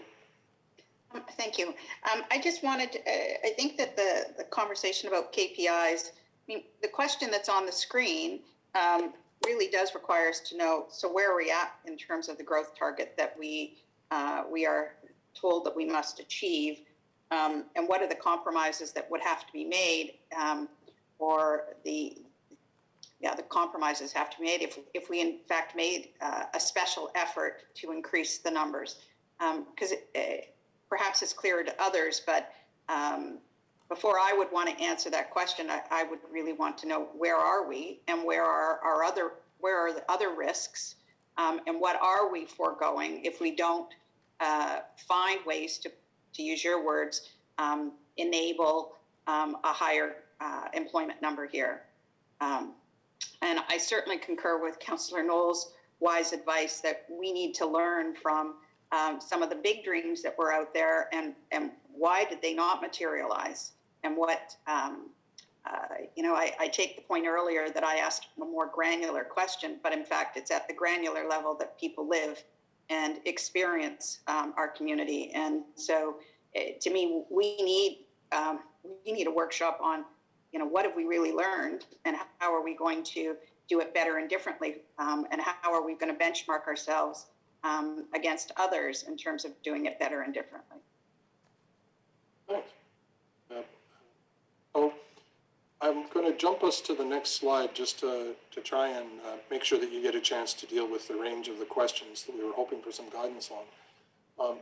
And I recognize that in the other slides, to some degree, you've already commented on each of these things in one form or another. This one, again, the green box asks the question, is there a particular vision or ratio of employment to residential that council has in mind? And we've put the range of options here, not because they're cast in stone or not because there is any magic to moving in, you know, what amounts to roughly thirds or roughly halves or whatever, but just to sort of focus it so that there's something that you can get your head around. And, you know, recognizing that the current condition is all employment, so it starts off at 100% employment to 0% residential. A high jobs outcome would be 65-35. A balanced outcome would be 50-50, or you could torque it the other way, 35-65. Is there any guidance that Councillor has on the vision for this? And I see Councillor Elgar is yet again the first up. John, thank you. And I'm glad you mentioned that because, first of all, where were we? With the Oakville Green, which is everything east of a hospital, we were talking, I think it was like, well, it was 2,637 jobs, but how many residential were going in there so that we know initially what they were projecting? David, do you want to respond to that? That may actually be an answer that's for the town to provide. I know there's the phase 1 plans that have been approved, but there's also a phase 2 master plan that I don't feel comfortable with. I don't know if there is someone from the town that may be able to answer that better than I could.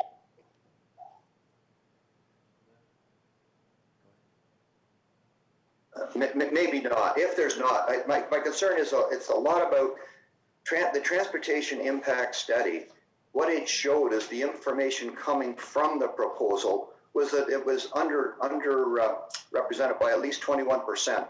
They said there'd be 21% more vehicle trips than projected by the applicant.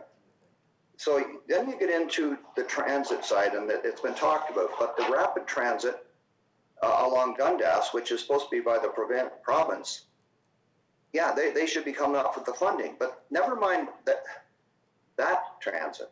We have our own Oakville transit, and from what I read here, we would need at least 12 new buses. So in fact, the development charges will only cover 18% of the capital cost. So we'll be pumping out 5.9 million, and then on an ongoing basis, 4.4 million on operating costs every year. Like, we have to get this right in that it's not taking a lot of taxpayers' money from the current taxpayers to do this project at all. And this is, like, as far as I'm concerned, we're very early into this, and we have to get this right because we can't afford to miss the opportunity we have here to do it properly and to do it right so that we don't have absolute gridlock going forward, even if the employment happens. But what is really shocking to me is the fact that it doesn't seem to be about employment nearly as much as it seems to be about residential and hotels and conference centers. So I think we've got a lot to do because initially it was going to be 3 primary jobs and a secondary job. And the ratio was 3-1-1, primary, secondary, 3 primary, 1 secondary, and then 1 residential thrown into the hopper. It seems like maybe everything is being reversed, and I hope that staff can come back and provide answers at an appropriate time before we get all these numbers and council totally confused and not knowing what we are approving. So I thank you. And I think that may make sense to get an answer that's considered rather than a spontaneous one. So thanks for your patience on that. Other comments on this? If there's anybody who's off screen. Oh, Jane, go ahead. I just did want to comment that we are looking at the overall health node, and we do need to keep in mind that the hospital site and the Erin Oaks, both of which are developed at the current time, are 100% employment. And so that needs to be looked at in context of the whole piece. But most certainly we'll come back with the numbers specifically in terms of what a vision could generate for the overall site in terms of its balance between employment and residential. Thanks, Jane. I see Councillor Adams and then Councillor O'Meara. Thanks, Thanks very much. I hope my mic is working satisfactorily at the moment. If not, please tell me. What I wanted to say about this is my understanding of the intent of bringing in the residential was for it to support the ability to attract the jobs, and in particular the higher end jobs, or the more the not business as usual kind of jobs. And so the question about whether it ought to be option 1 or 2 or 3 or 4 really ought to be based on what's required in order to obtain the higher quality jobs. And the secondary question or issue there is, how do you make sure that the residential stuff doesn't all show up and we never get the employment jobs? And so there's a phasing question, and I was, for one, a little bit unsatisfied by the previous review of this, where we had the different precincts, and they were separated in a way that would allow a whole bunch of residential to happen without ever receiving the benefit of the employment. That's Tom. He's absolutely right. This is bullshit. They've changed the numbers so much. Unless you really have, I can't believe I have. Alan, we can hear you.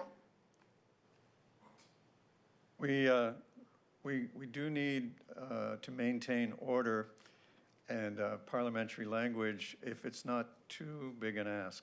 Please and thank you.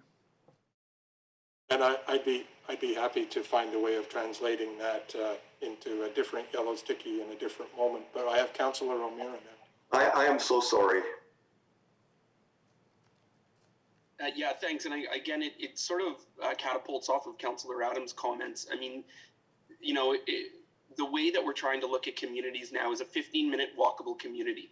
And if you don't have any residential support up there, well, you're going to have everybody getting in their cars and driving to work every single day and back and forth. So whatever the ratio is of jobs to residents, I think the fundamental goal that we're trying to achieve here is build living spaces for people who want to work near their living space as well, and in the hopes that we get these walkable communities. So, I mean, if the question is that a 50-50 split or a 35-65 or 65-35, I don't know what that is. I don't know how many people are going to move there and not want to work there. I would imagine most people who want to be close to where they work will live there. So, but I would keep that in mind and suggest that we keep the 15-minute walkability premise at the front of our minds when we're talking about a residential employment split there. You know, again, that keeps cars off the road when you allow people to live where they can walk to their jobs. That's how we take vehicles off of the road. That's how we get active transportation. That's how we deal with our climate change issues, all of that. So I would just ask that be kept in mind. Councillor Chisholm, happy to say I can see you this time. Thank you very much. Sometimes I am invisible. Just a couple, going back to your original slide, and I think this has this upper debate with respect to, you know, we're kind of pigeonholing what we should in a mixture of properties. But you had on, I think it was the first slide, I'm not sure, but you said sense of place. And I guess I have a question what that entails with respect to your comments. The last one, Sport Council's goal is the ultimate sense of place for the area. And I think that's what we're trying to discuss today. And I think there has to be a sense of place. It's a social connectivity. And just having total employment to me is not social connectivity, maybe within their business or their operation, but as a community, it's non-existent.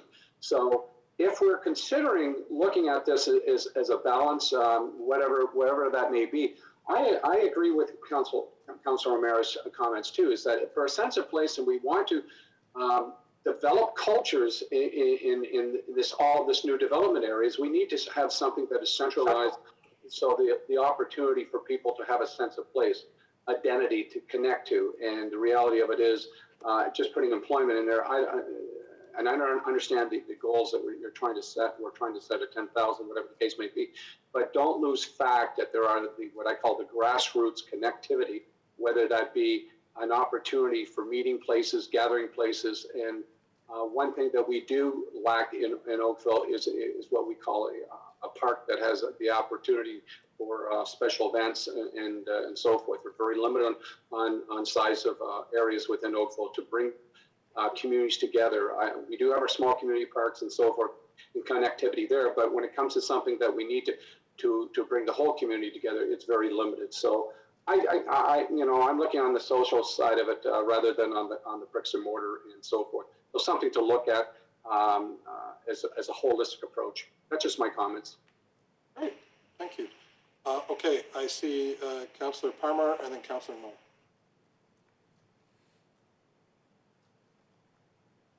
Hi, thank you. I just have a question of clarification. Would the mix of employment and residential not be dictated by how much employment we choose, whether we go with 5,000 or 10,000 and something in between? David or Chris, do you want to talk about the relationship between these two questions? Because Councillor, you're absolutely right. There is a relationship. Yeah, I'll start that, and then I'm sure Chris can build off of my comments. There is absolutely a relationship. And that relationship, though, is also, which we will discuss, assuming we get to it, under the community character slide, is also tied into scale and density. The fundamental goal, as I see it, for the lands, or one of the fundamental goals, is to protect for employment. And so the idea is to introduce residential that makes that employment more viable.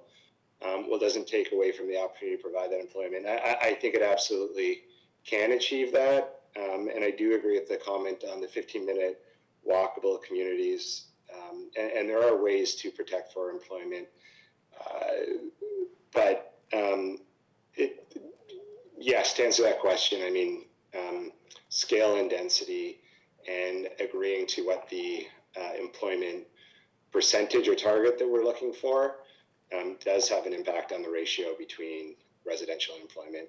Chris, did you want to build off of that? Yeah, again, to kind of validate or echo the sentiments that have already been expressed here, that not only does it contribute in a kind of a social environment to have that mix of uses, but it can actually yield a direct and tangible benefit to fostering and attracting businesses, to basically creating an appealing or compelling environment where people want to live and there's activity and also work, right? It's not just the kind of 9-to-5 environment that then everyone skips out. I think places like Ottawa are often characterized in that light, where it just kind of goes to sleep in the evening, and that's not necessarily something that makes for a really vibrant employment area. So even from a cold-hearted kind of market or financial perspective, the introduction of those residential uses can certainly help advance the employment component as well, while still accommodating certain protections and provisions to support that employment for broader strategic objectives from the perspective of the town. I think that maybe as food for thought to kind of layer on top of all of this is why all of these different opinions and perspectives, and namely all the technical briefs that supported this broader study, are really important not to take them in isolation, right? You could hear me rhyme off about just the pure market or financial characteristics, but if you just let that 100% dictate, the highest and best use, particularly in an environment like Oakville, is almost always going to come down to residential. So I think the council's initial point is very kind of keen observation that that's almost a given. That you can almost, the world is your oyster, and there might almost be a kind of an unlimited supply of residential that could come on stream here. It's more a matter of focusing on the employment and then allowing that to dictate what the broader mix is. Thank you. Councillor Knoll was next. Thanks, John, and a great segue, because I just want to build on actually a little bit what Chris said. One of the I think if you put in great big bold letters at the top of every document and on the wall of the project office and everything else that this is about employment, that's the first and foremost thing I think that we need to keep it top of mind. If you want a number, for me, I would be option 2, preferably option 3, maybe. But with some caveats. One is, and looking at experiences in other parts of Oakville, and I hate being a broken record on this, but for example, in the Uptown Core, that old chicken and egg argument has never been resolved, because while we have lots of residential, we don't have a lot of employment.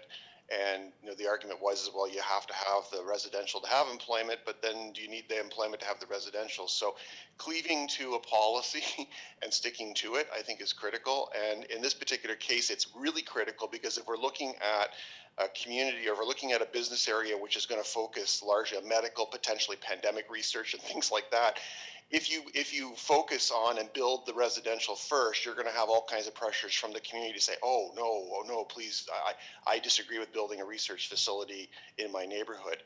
So I think it's important that we keep first and foremost in our minds that this innovation district is absolutely critical to exist for the employment future of our community, first and foremost, and then build in the residential underneath that. The other thing to keep in mind, the residential, in my opinion, is that the types of jobs that we're talking about, I'm not sure these are all going to be condo dwellers, and which is largely going to be what will permeate this kind of residential communities. A lot of these folks are going to be family folks, are going to be looking for single family homes. So I don't think you can necessarily say, well, we're going to have 5,000 jobs and we need homes for 5,000 people to support them. In fact, I think it could be disproportionate, more so than most areas, because I think that the type of work we're trying to promote here, which is fantastic, by the way, is higher income work. And I don't know necessarily if those folks are looking for that lifestyle in Oakville. If they're moving to Oakville, they want to be part of Oakville. They want to be part of the bigger picture of Oakville. So that's the probably larger homes, larger lots, living in the sort of the center of it all kind of thing. So I think those are important points to make as well. But I mean, I think that we need to be very careful on issues like phasing and holds, and make sure that we are deploying them effectively to protect the fundamental, major principle that this is predominantly in employment and secondarily residential. So whether it be holds on further permits, on the transportation issue that doesn't happen until we get the BRT, et cetera, whatever, creative use of holds and phasing in order to make sure that we get the desired outcome. Any further comments on this one? Because we got lots more. So I'm just going to dive ahead, but obviously you can tell I'm the kind of guy where if you have a comment that reaches back to a previous slide, that will be fine. So the third one just relates to timelines. And as David indicated in the original presentation, you're looking at a 20-year build out here, and many of you have made comment about the chicken and the egg character of this and the need for investment. And you see the orange box here on this slide sort of anticipates the timing when things might happen that might be the enablers. And so you can see that the questions relate to whether council wants to try to shorten the time frame for some of these things happening, and sort of what steps would you go to try and achieve these enablers. Because I think the main point here is if you start off today and think about the site, it's really 100% employment. Enablement factors, as we've discussed, will allow more employment to follow. And we've also discussed how residential is often viewed as enabler as well, because for reasons that actually Councillor Knoll was just describing, but others have commented on too. And the need to make sure that you don't let the new residential come along as a promise of being an enabler, but actually not have it actually translate into the more employment to follow. But this was trying to just sort of track it over time. And, this orange box here, it could be 7 to 15 years out, or it could be earlier. My box moves. And so the real question is I'm glad I can make Councillor Elgar smile still. So the question is there an appetite to try to shorten these timeframes, accelerate the pace of the enablement? And is council prepared to put what you might call some lobbying heft into that, or advocacy, policy, to try and accelerate these things? Or are we content to kind of let the market flow? That was what we were asked to consider with you here. Councillor Adams, I see you, and then Councillor Elgar. Thank you very much for the opportunity. I think that orange box might heavily be reliant on our ability to have a transportation plan that works along Dundas, and that comes back to this question of BRT over time. And given that we've just recently passed away all the money for the BRT to another project, I can't see us being successful at going back to the province in the near term and getting additional money for a BRT. So I think it's going to be years out before we're going to be able to go back to the province and successfully get some money from them, especially given that the financial situation of the federal and provincial governments is going to be tough as they come out of the pandemic. And in terms of other opportunities, so we've got this issue with the residential mix, but to pass that out, as we just went through the last slide, if you allow all the residential to happen first, we might never ever get the employment. So I'm not sure if that's the best tool to put out as the first thing to get things going. Councillor Elgar, who's next? Thank you. Through you, John, I have to agree 100% with what Councillor Adams is saying. My worry is the residential will come first, because that's actually why the landowner always wants, because I think it's like 3 to 1, you can make a lot more money with residential than you can with the employment. And that's why there's always this trying to flip employment into residential. So it's key that we get the employment first. If we have to lobby to get the employment, so be it. I think this council should, and lobby for the right reasons to get high tech. Like Councillor Knoll hit it on the head when he said the type of people that are going to work in these high tech industries, they might not all want condos. They might want single detached houses. So I think I think we should be lobbying, and I think it's to bring in something that is related to the health and sciences community, which is where it all started off. So if we can get to that point, then yes, lobby. But we have to get there first before we start shifting that cute little orange box of yours more to the 5-year time frame. We might want to give it a shake over to the 15 if we can't get it going. And after we finally get through with the pandemic, we'll see where business is going forward, because it's quite a change from driving to work every day and everybody's staying at home and working from there, as we are also. So, John, I look forward to where we're going with this in the long term. So anyway, good luck. Thanks. Councillor Knoll. And then wait a minute, I almost got it right last time. Sorry, Lischina. Lischina, thank you. think of chin. I just want to comment. I mean, I don't disagree. I mean, obviously, I don't disagree with what Councillor Elgar just said in terms of the staging between employment and residential. I said that earlier as well. I think that's critical, and it's a mistake we've made in other areas where we've, while we put up a good fight and we say very emphatically we want employment, we're not going to convert employment lands, then we turn around and convert it. No, we haven't done it in a while, but I mean, I keep going back to the Burl Oak property. I think Councillor Elgar and I were I think we were 2 of 3 people who voted against the conversion of those lands.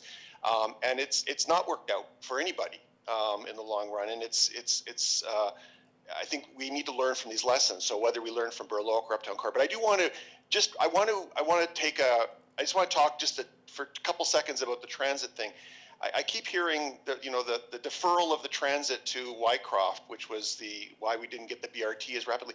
I think it's a circumstance where it was a use it or lose it kind of scenario. I don't disagree with I supported moving the money from the BRT to Wycroft, but I don't think for a moment that means that money or some money is not going to come back at some point. If there's a business case and there's employment, I think that there's a good opportunity to get to reinstate funding from Metrolinx in the province. So I wouldn't necessarily use that as a reason to put this off. I would say if we build a sustainable and a reasonable plan that's going to even achieve the province's goals around employment and all that sort of thing, I think we can move the box to the left, but not.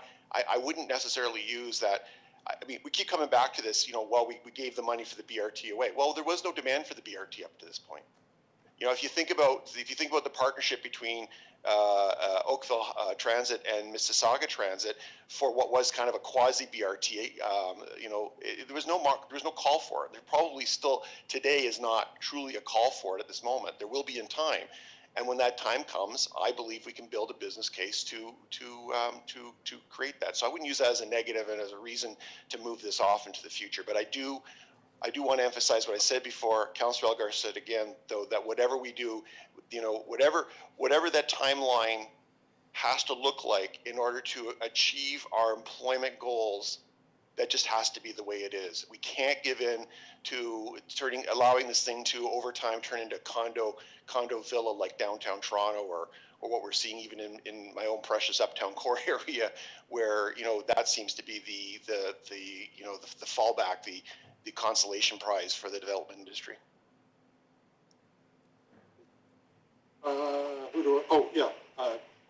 Councillor Liz Chinna. Thank you, John. So looking at this timeline, and so first of all, I do agree with everyone before me talking about making sure that employment is really the target for this area. And I'm just thinking, should we also be sort of expanding our bird's eye view with respect to beyond Oakville borders of where people coming to this area might be employed? So we are in North Oakville, so we're talking about Milton, who's has exploded in population, and a lot of those people right now are using 25 to get down to our GO station. So if they were coming down to Dundas, that's probably where they'd want to stop. We're also talking about Burlington End, the west end of Mississauga. So that's why I'm not as concerned about building live there first and then try to get employment, because I agree with everybody else. I think if we don't concentrate on the employment part, that's really going to be the downfall of any of the things that we've already talked about for the last number of years, actually. So thank you. Other comments on this one? Councillor O'Meara, and then Councillor Haslett. I just have a question to staff too. My understanding, regionally, the region fronts the costs for infrastructure for employment lands, or we subsidize it. The developers pay for their own front ending of their infrastructure. So I guess my question would really be, what's the financial case in terms of timing here, and who gets to jump off of who? If the developers pay for pipes and then the employment lands get funneled off of that, then the region or the taxpayers don't have to front that funding for the water, wastewater, roads. And but if we go the other way, and if we front end it with employment lands, and I could be mistaken, that's why I'd like some clarification. If we front end it with employment lands, then the region fronts or subsidizes a heavy portion of that, that we might not recruit for many, many years. It might take some time to get that back. So maybe staff can speak to how the front ending of infrastructure would factor into the timing that we would like to see, and whether it makes more financial sense to have one go before the other in order to make the developers pay for the stuff rather than do it off the backs of the taxpayer. Is there a taker on that question from staff side? Okay. Sure, I think this area is a little bit unique, Councillor O'Meara. Normally, you're quite right, employment lands the region doesn't front end all of the employment lands. They do a selection of particular areas, and they front end the employment costs for those. So employment lands are always much more difficult to get going because it does usually take public dollars in order to move the infrastructure.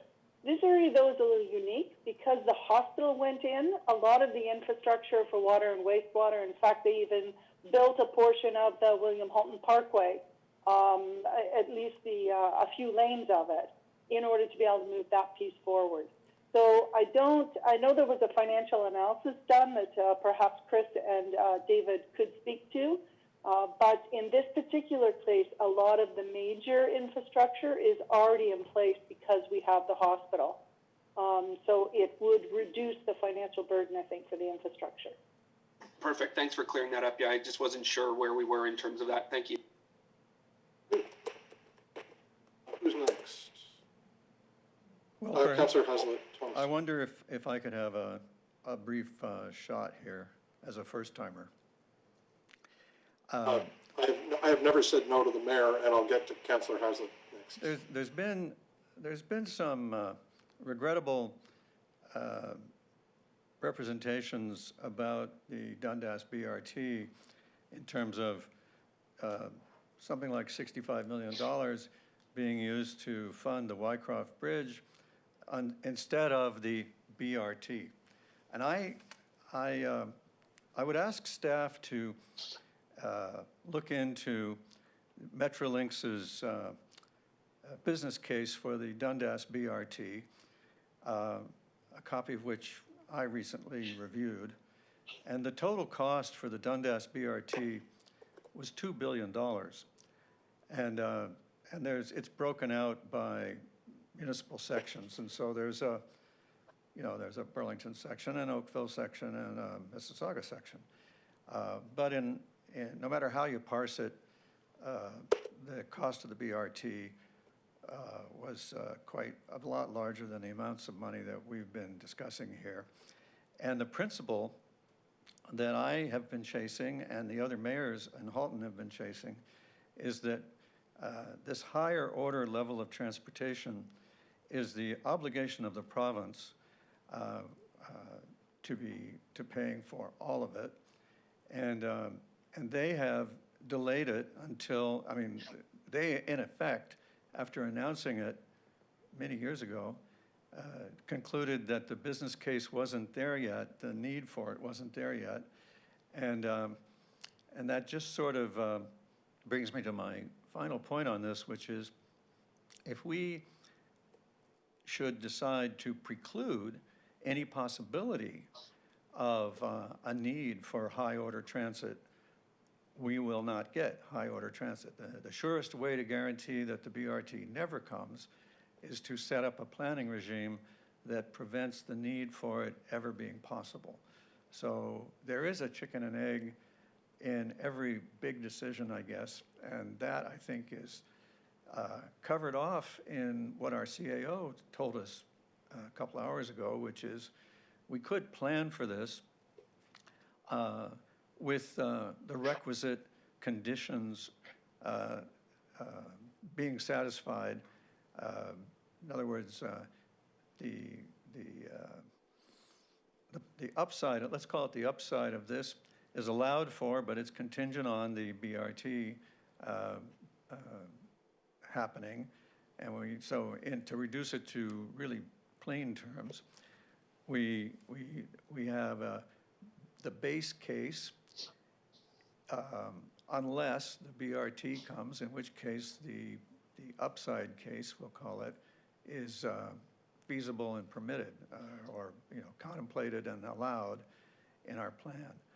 And the tools that the planners have already explained to us would be the way we would gatekeep that. And that's it for me. Thanks very much, and you can go on to the rest of the council. Thank you. Thank you, Mr. Mayor. Councillor Haslett, too. Well, I think the mayor's made some very valid points. My only comment was, when I look at the question, I think there's no doubt all of Oakville would benefit from attracting the employment and putting an emphasis on this is about employment. And I take all the historical knowledge of my council colleagues and support that. I do have a concern that if we're going to clog up our roads in order to get to these employment lands, that's a fundamental problem that we're starting to see everywhere. And we need to have a solution for that. I'm also concerned that some of the conversation always comes back to single detached. And yes, it is important and people strive for it and see value in it. But there's also a need for the missing middle being properly developed. And in planning, the planners can probably talk more to that at another time. But the missing middle is not your average condo. It is unique, and it's recognizing a transformation in how people live. And there's great research out there about that. And while the hospital lands itself, I agree, is the employment focus, I wouldn't, if it's going to drive us to put more single detached in place, then where is that other compromise going to be made? And so, I find this conversation very helpful, but there's a whole lot of unanswered questions for me around how are we going to balance all of that? So those are my comments. Thank you. Councillor Sandhu. Thank you. I understand and appreciate Councillor Hazlettfield's comments. I think that makes a lot of sense. I think there's similar concerns to what everybody has in the North generally. I also wanted to just tack on to what Mayor Burton had said. If we can put that level of preclusion, I guess you could say, onto this discussion, I think it would be helpful for everybody in the future as well. So per Councillor Knoll's comments, we need to make sure that there's something that's very clearly defined here. And if we clearly define that but for BRT, this isn't something that we'd be willing to agree to, then I think that I'd be very comfortable with that and whatever time frame we want to attach. BRT is the game changer for me and the condition that must be met. Thank you. I take advantage of this pause to jump onto the next slide. I'm very mindful of time. This question is one that one of you already commented on, and I'm not sure it's as fundamental a question as some of the things we've been dealing with, but it's the approach to planning the lands, and it was whether it ought to tend to be treated as one integrated geography or whether it should be treated as a group of precincts. And I believe we already heard the comment that by treating it as a group of precincts, you run the risk that individual slots get picked off without thinking about it holistically in terms of achieving the overall set of goals. So we were asked to consider, does council want to look at the site as one integrated geography, or do you prefer treating it as individual sites in recognition of the fact that, given that this could be spread over 20 years, it could also be the fact that underlying conditions change greatly over that period of time. And I apologize for the fact that's inherently a somewhat vague question, but we were just trying to get your general direction on whether you see this place holistically or whether you're prepared to view it as a series of blocks that will evolve over time. Well, because you can't see me on the screen, I'll open my mic and see if it pops me up like you said, and oh my goodness, it does too. You're right there, and then I'll get Councillor Longo, but go ahead. I favor the greater flexibility. I think the one integrated view rather than a set of precincts will serve future councils much better than us trying to tie their hands to what might be too fine a set of precincts, too small a set of precincts. The main top magnet here is the hospital, and it's a $2.5 billion institution with lots of upside. So I'd like to see future councils provided with as much flexibility as possible. So the integrated geography appeals. Thanks. Councillor Longo. Thanks, John. I echo Mayor Burton's comments. I'm a kind of a student and believer in kind of an ecosystem approach to planning or an integrated approach to planning. So I think it needs to be, there has to be connections, there has to be an integration.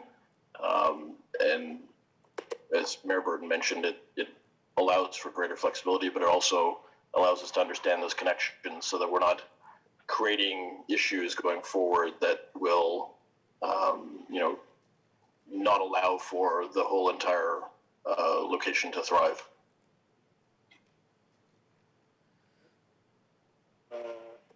Other comments on this one?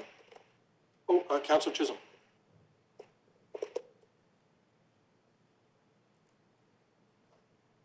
Thank you, John. I guess I wasn't articulating well enough with respect to, maybe I was like a little ahead of it. I'm totally for option one. You're right. We need the flexibility. Things do change as time goes on, but we have to look at this holistically. Putting in precincts, to me, is just cutting up a pie, and unfortunately, it won't. It's going to avoid connectivity. And it gets back to that whole thing that you said right from the beginning, a sense of place. And I think that's really where we need to go as an option one. So there's my 2 cents worth. Thank you.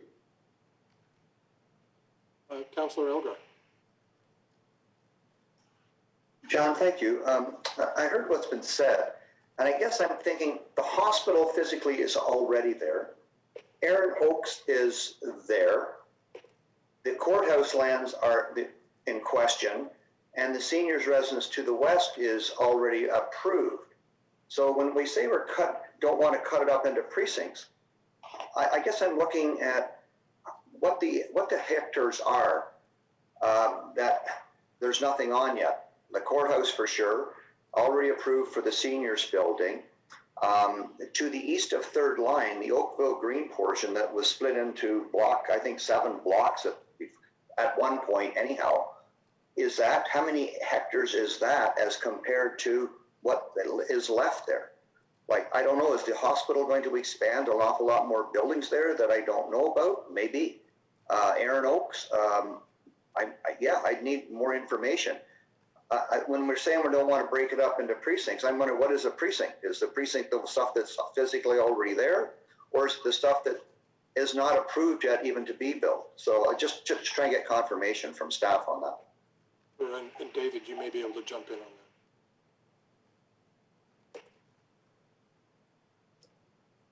Yeah, it's a good point. About half the site, I would say, either through the hospital master plan or through sites such as Erin Oaks and others. And if you include the MZO, it's even more. And phase 1 has been approved for the Oakville Green, so a significant amount of the lands already do have plans for them. So we are considering, in terms of future development, it's probably approximate to about half of the acreage. I do view that, though, different than I do view the question around one integrated geography versus a group of precincts. But to Councillor Elgar's point, probably about half of the area has already been planned for or approved for. Thank you. No questions on this one? Okay, we have, I'm going to jump us, I don't know. No, I don't see anyone. The last question is the sense of place that Councillor Chisholm's spoken favorably of, or community character. And this one was just an invitation to comment on, when you think about the place, what do you have in mind? Because there's obviously many different visions of it.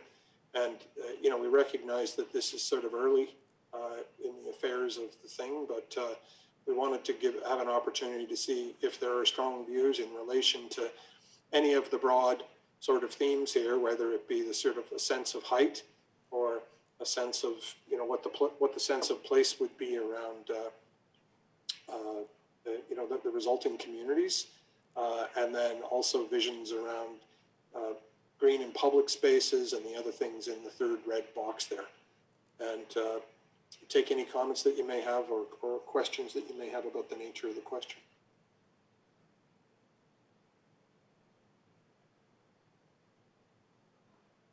Well, I'll bravely go first. Councillor Sandhu, I'll get you next, and but go ahead, Mr. Mayor. Yeah, I'm sorry. The view I get doesn't show me very many faces either, so I was trying to fill what I perceived to be a gap there. The most important elements for me are the ones listed in the third box, starting with green and public spaces and going down. Every one of those matters to me. The other sense of place that I would put out there is to make it into a beacon that everybody knows about and is proud of. It would be helpful if you could see it. And so you can't see the hospital from everywhere in town, but when you get within a couple of kilometers of it, you can certainly see the hospital, allowing for certain exceptions from the terrain, because we do have it's not a perfectly flat terrain that we have for Oakville. So some height will help in terms of making it a landmark. And what we're what we ought to be striving for here is a landmark that Oakville can be known for as a center of innovation and research and high-end economic activity. So landmarks, to be landmarks, need to be visible, is all I'm saying. Councillor Sandy? This kind of goes to your questions before too, John. Like I personally think, and then this is kind of attaching on top of what Councillor O'Meara had said before, I personally think that the time for corporate parks is kind of past. I think COVID has taught us that corporate parks and atmosphere might not be the best solution for us going forward. That being said, if we're thinking about this from an R&D perspective, and to the mayor's point, we want this to be a beacon, so that people very much recognize this as part of Oakville, then I think that we need to be cognizant of what the height standards are in the area. I think that the hospital needs to continue to be the focus. And then if we're thinking about community character, your third bucket over, there are parts of Ward 7 that are concrete jungle. And I think that if we are going to continue to make a place in a community that is livable, it needs to have a level of character that's not just concrete. So if we're going to have the level of density and height that's required from a planning perspective, I think we need to spend a legitimate amount of time understanding what things are going to look like at the ground level, so that people, when they are living there, working there, and walking through there, it feels like home and it feels like our town. It shouldn't just feel like it's an R&D facility and sterile. It should feel like it's a place that people want to be. I have Councillor Knoll, Haslett Keel, and then Elgar. I guess I'm very lucky to be in your frame of view there, John, because I seem to always get picked as soon as I put my hand up, so thank you for that.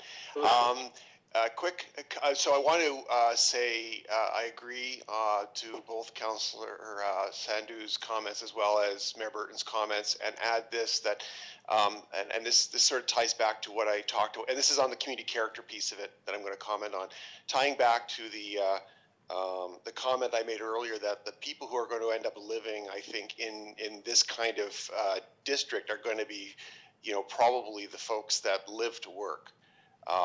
So I think that the community character in this kind of community should be less about, building the sort of typical Oakville style facilities, and more of the facilities that you might find in, San Francisco around, Google. Or those sorts of things, the kind of amenities and community character that will bring the brilliant, creative, talented people to the community that want to live there. The folks that are family-based, they're not going to live there anyway, so we can provide them with excellent accommodations in Ward 5. Or maybe some other wards, but I mean, in order to really attract the people that I mean, in order to have successful research, successful anything in terms of education, higher education, high creativity, you have to have an environment that people want to be in. So at lunchtime, they want to be able to, ride their segways around, or they want to be able to maybe have an outdoor workspace, or things like that, things that are more creative that you wouldn't necessarily find in a suburban community, to really attract those brilliant people. I remember having a conversation with somebody at Disney when they were building, they were opening an animation facility in Toronto, which they've subsequently closed down.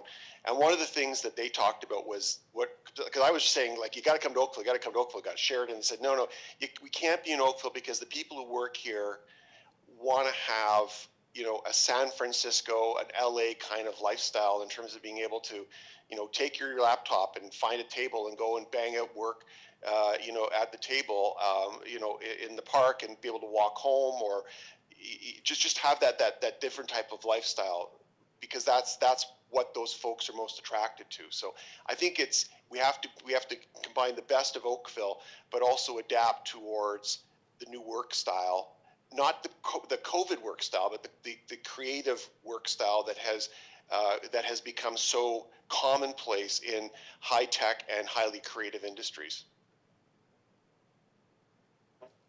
Councillor Haslett Keel. Councillor Knoll, incredibly well said.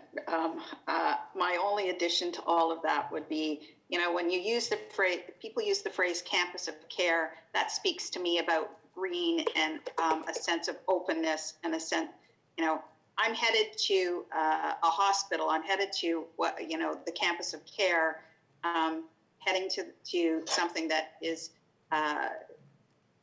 gives me a sense of hope and peace and greenery is, I think, is important. And I'm glad to see green and public spaces in that third box.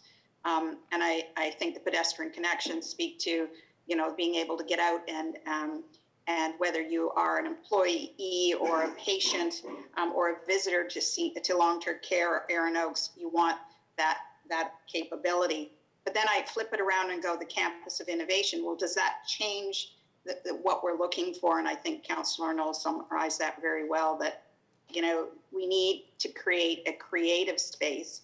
And while I understand you want it to potentially be a beacon, I would support Councillor Sandu that allow the hospital to be the beacon, and not and height does not have to define it being a beacon. I understand the point, but I think it can be a beacon in another way, and in a livable way, and in a creative way. And then I had Councillor Elgar and then Robertson and then Grant. Thank you, again. I know it's taken a long time, but I think it's very worthwhile, everything we're doing. My question would be whether we should look at, for the proposed development, moving these radio towers again. They moved from central of Glen Abbey. I think Gemstar paid for the move to move them north of Dundas. And I'm wondering whether those towers should be moved further north where there is no residential development going forward, and whether the developer would pay for moving those 7 towers so that we don't have this concern at all about radiation and re-radiation going forward, with the potential prospect of the 15 stories when you look at the mapping that was provided. So I just wonder if we should, that's one thing we could also do, and I think that would calm a lot of issues, because concern if you move residential into an area and it does mess up with somebody's pacemaker or other diagnostic medical lab equipment devices, that would not be good. And as a town, I don't think we want that. So maybe that's one other thing we could look at with on behalf of the existing communications facilities that are there. So if you wouldn't, if we could add that, I'd appreciate it. Thank you. Thank you. Councillor Robertson and then Grant. I think that the community character will go so much into the whole aspect of employment, though, long term. If hubs end up being the way of the world versus, you know, brick and mortar office spaces, I think that community character will be built by the sense of employment building, per se. And then from there, if the green spaces and the pieces that people need to be true innovators is set up, I think that will go into the rest of the community. I think we will see that even with condo livers, if we have a research hub and that tends to be younger professionals, they may be fine with condos around, but they don't need to be monster high rises.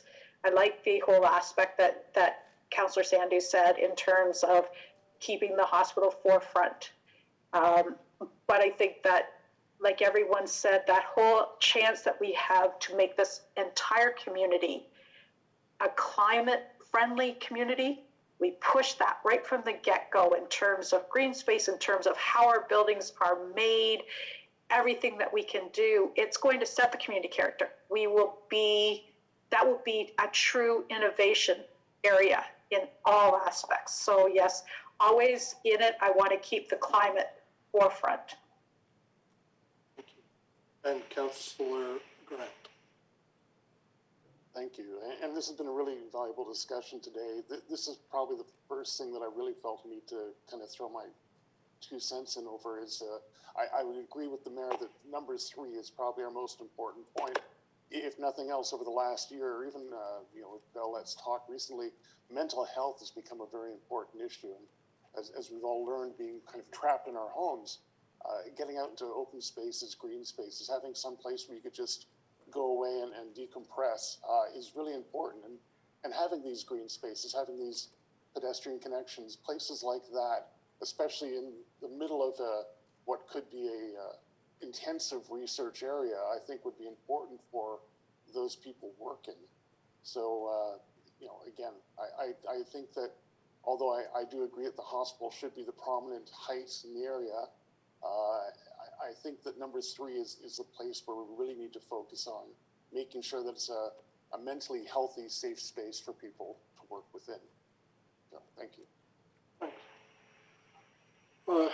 Mr. Mayor and staff, I apologize that we have taken as long as we have, but I'm delighted by the quality of participation and interest in participation. So I only apologize that I wasn't able to get people to speak, faster, but everything that was said was great. I'm just looking at the clock and I'm seeing nobody wanting to speak in addition to this. So I'm more than happy to relinquish Thank you, John. this, unless there's anything anybody else needs to say by way of conclusion, but I'm very mindful that we've exceeded our welcome substantially. Thank you, John. I know that my colleagues have reserved some energy and comment for Chapter 2 being the Palermo work that we have still ahead of us. So I think I might, if I sense, I don't know, can I, let me ask the technical geniuses if they can show me all of council now. Hi, good to see you again after all that time. Would one of you like to move the recommendation? Oh, I'm sorry. We have delegations. Now we're going to have delegations. Thank you, Madam Clerk. I was too big a hurry to get to Palermo. This could be an all-day meeting at this rate. Madam Clerk, would you call the delegations?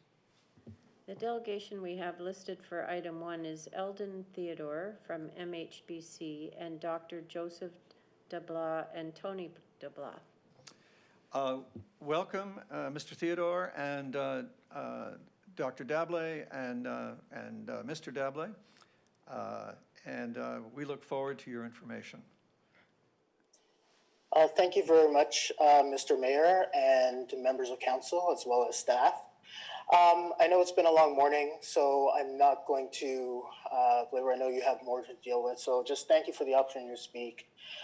I just want to take the time to remind council and staff that my client is very much in support of this OPA and has invested in a vision for his lands, of which he has already spent millions of dollars to advance that full vision, of which phase 1 is a piece of that puzzle.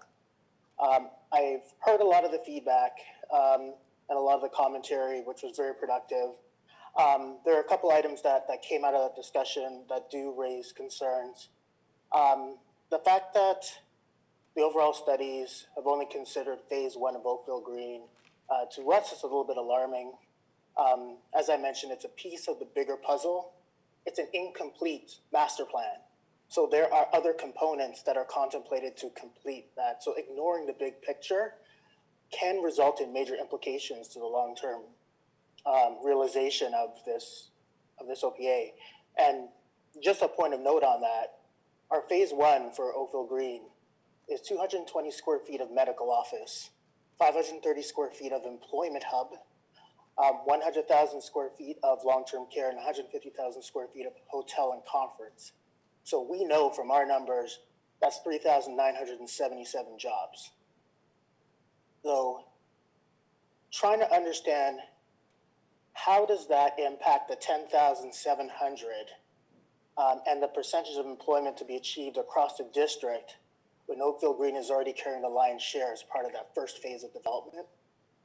And if it is an optimistic number to which we move forward aggressively on this, is it that optimistic? The second point is that, and I think connected to that, is we've always recognized that Oakville Green was effectively one of those enablers that would drive employment, simply because it is promoting what many of you have said, which is live, work, play, and in a walkable proximity to the hospital, to the proposed employment within it. That hub that's proposed within the center is intended to be an innovation hub. So bringing in academia, thinking about the model of the Perimeter Institute in Waterloo, looking at opportunities to have startup businesses, so that those works and encouragements are already in place as part of our plan. So when we look at what's been discussed, we appreciate the comments about looking at this overall district uniformly. You know, the current precincts, we think there's implicit unfairness in the way in which it's being approached, and it would encourage uneven build-up. The two last points I want to speak to is, with respects to the White Oaks that was mentioned a number of times, you know, I can confirm that that was addressed when we got our first draft approval. It's a condition of our plan, and it's an obligation on us to work with White Oaks to ensure we have implementation measures that ensure their long-term operation is not impacted. And we expect the same would occur as part of that stage. I just wanted to assure you with respect to that. And the last point is that the reason for the request for increased density is to make any underground parking viable. It's not so much a concern as it relates to residential, but it's definitely a concern as it relates to employment. And if the objective is to have an urban, a different type of employment area that encourages that vitality, being able to compete with the traditional employment areas, it makes it difficult, and it puts a cost burden that would make it quite at a disadvantage to be able to attract those tenants. So if the heightened density can't be looked at in a way, then items such as surface parking need to be reconsidered as part of that mix. We think that there are ways in which you can orient and transition and arrange height that continues to give the prominence of the hospital, or recognize the hospital as a center of the district. But if we're relegated to a certain height, that height is likely going to match the hospital, in which you'll never see the hospital. So just want to put those points out there for consideration. Thank you for the opportunity to speak. And if you do have any questions, I'm happy to answer those. Thank you, Mr. Theodore. Councillor Elgar has a question for you. Thank you. Through you, Mayor Burton. Thank you very much for coming. I really appreciate hearing from you, especially with regard to your application. Now, you mentioned that White Oaks you've got a letter saying they will be in full agreement with what you are building there? Through you, Mr. Mayor, to you, Councillor Elgar. We have a condition that is in our subdivision approval that requires us to engage with White Oaks to ensure that we put the necessary measures in place to ensure for the protection of their operation. So when you say engage, that'll be a to private landowner matter. Got it. Really There'll be a full sign off that you will have between private and private. That's right. That's excellent. Now, with regard to the employee numbers, can we just go through them? Like general office, it used to be 15, 16. What is it now? The individual numbers, I don't have the specific breakdown. I just have the total in terms of the overall numbers. See, and that's why I'm asking, because the total I had showed 2,637, which included general office of 1516, hotel of 119, medical office of 690, retirement homes of 161, and retail of 151, which gave me 2,637 people working. I'm just wondering where I think that you said, I thought I heard you say that it's now much higher, the employment. I'm just wondering where it is. Well, I can affirm that that's in our planning justification report that was submitted as part of the phase 1 application, so it's on the record. It's on, yeah, okay. I just wondered if you knew off the top of your head where it might be. You don't, okay. Okay, those are my questions, Mayor Burton, and I thank you. Thank you, Councillor Elger. All right. Are the Dablays up next, or are they speaking through Mr. Theodore? I would like to say a couple words, Mr. Mayor. Hello. Hello there. Hello, everyone, and thank you very much for giving us the opportunity to speak. Basically, I am very disappointed and very disheartened that after we have done 6 years of solid hard work to present to the town of Oakville with their support and approval and full assurances that the vision of the 4.5 million square feet master plan was supported until it was derailed by somebody in the provincial government due to the municipal comprehensive review. I see us, after we graduated with a PhD, on bringing to Oakville one of the best development in the world that reflected the whole trend in everywhere. We did lots of work and lots of research to get to where we got. Now it feels like we're going back to kindergarten and we're being pulled back to 6 to 8 story or mid-rise building on a precinct and dissecting our land in a way that ignore completely everything that we have done. So if you want a developer who is associated with academia, who is associated with technology, who is associated with health science and innovation, who put his heart and soul into it, to continue, at least you should take into consideration what had been presented in our master plan. It seemed to me now that you are driving us away. And if we're gonna waste time and really muck around and hold us back until I die, then nothing will happen. And I'm about at the edge of my patience to wait and see our life and energy being wasted in such a wasteful way. It's a waste to the opportunity. You have the biggest enabler, the most committed enabler, and you seem to be driving us away. So I just wanted to let you know that I'm committed, and thanks to the mayor for his support and for always giving us the courage and the faith that things will happen. But the way things are proceeding don't give us any confidence at all and are putting us at the edge of abandoning the whole project. So I just want everybody to know. And thank you very much. And my apology for being a little bit emotional about the topic. Well, on the other hand, I could thank you for speaking in such a heartfelt way, because it does point up the investment that's been made, and I thank you for that, sir. All right, Council, if there are no further questions, a motion to receive as written in the agenda. Councillor Giddings, thank you. Any objection? Madam Clerk, there's no objection. The motion carries. Council, it's 10 after 12. Would you like 20 minutes to refresh yourselves, and then we resume at 12:30 to visit the future of Palermo North? All right, we're in recess until 12:30. Hello, I'm calling the council meeting, which was in recess for lunch, back to order.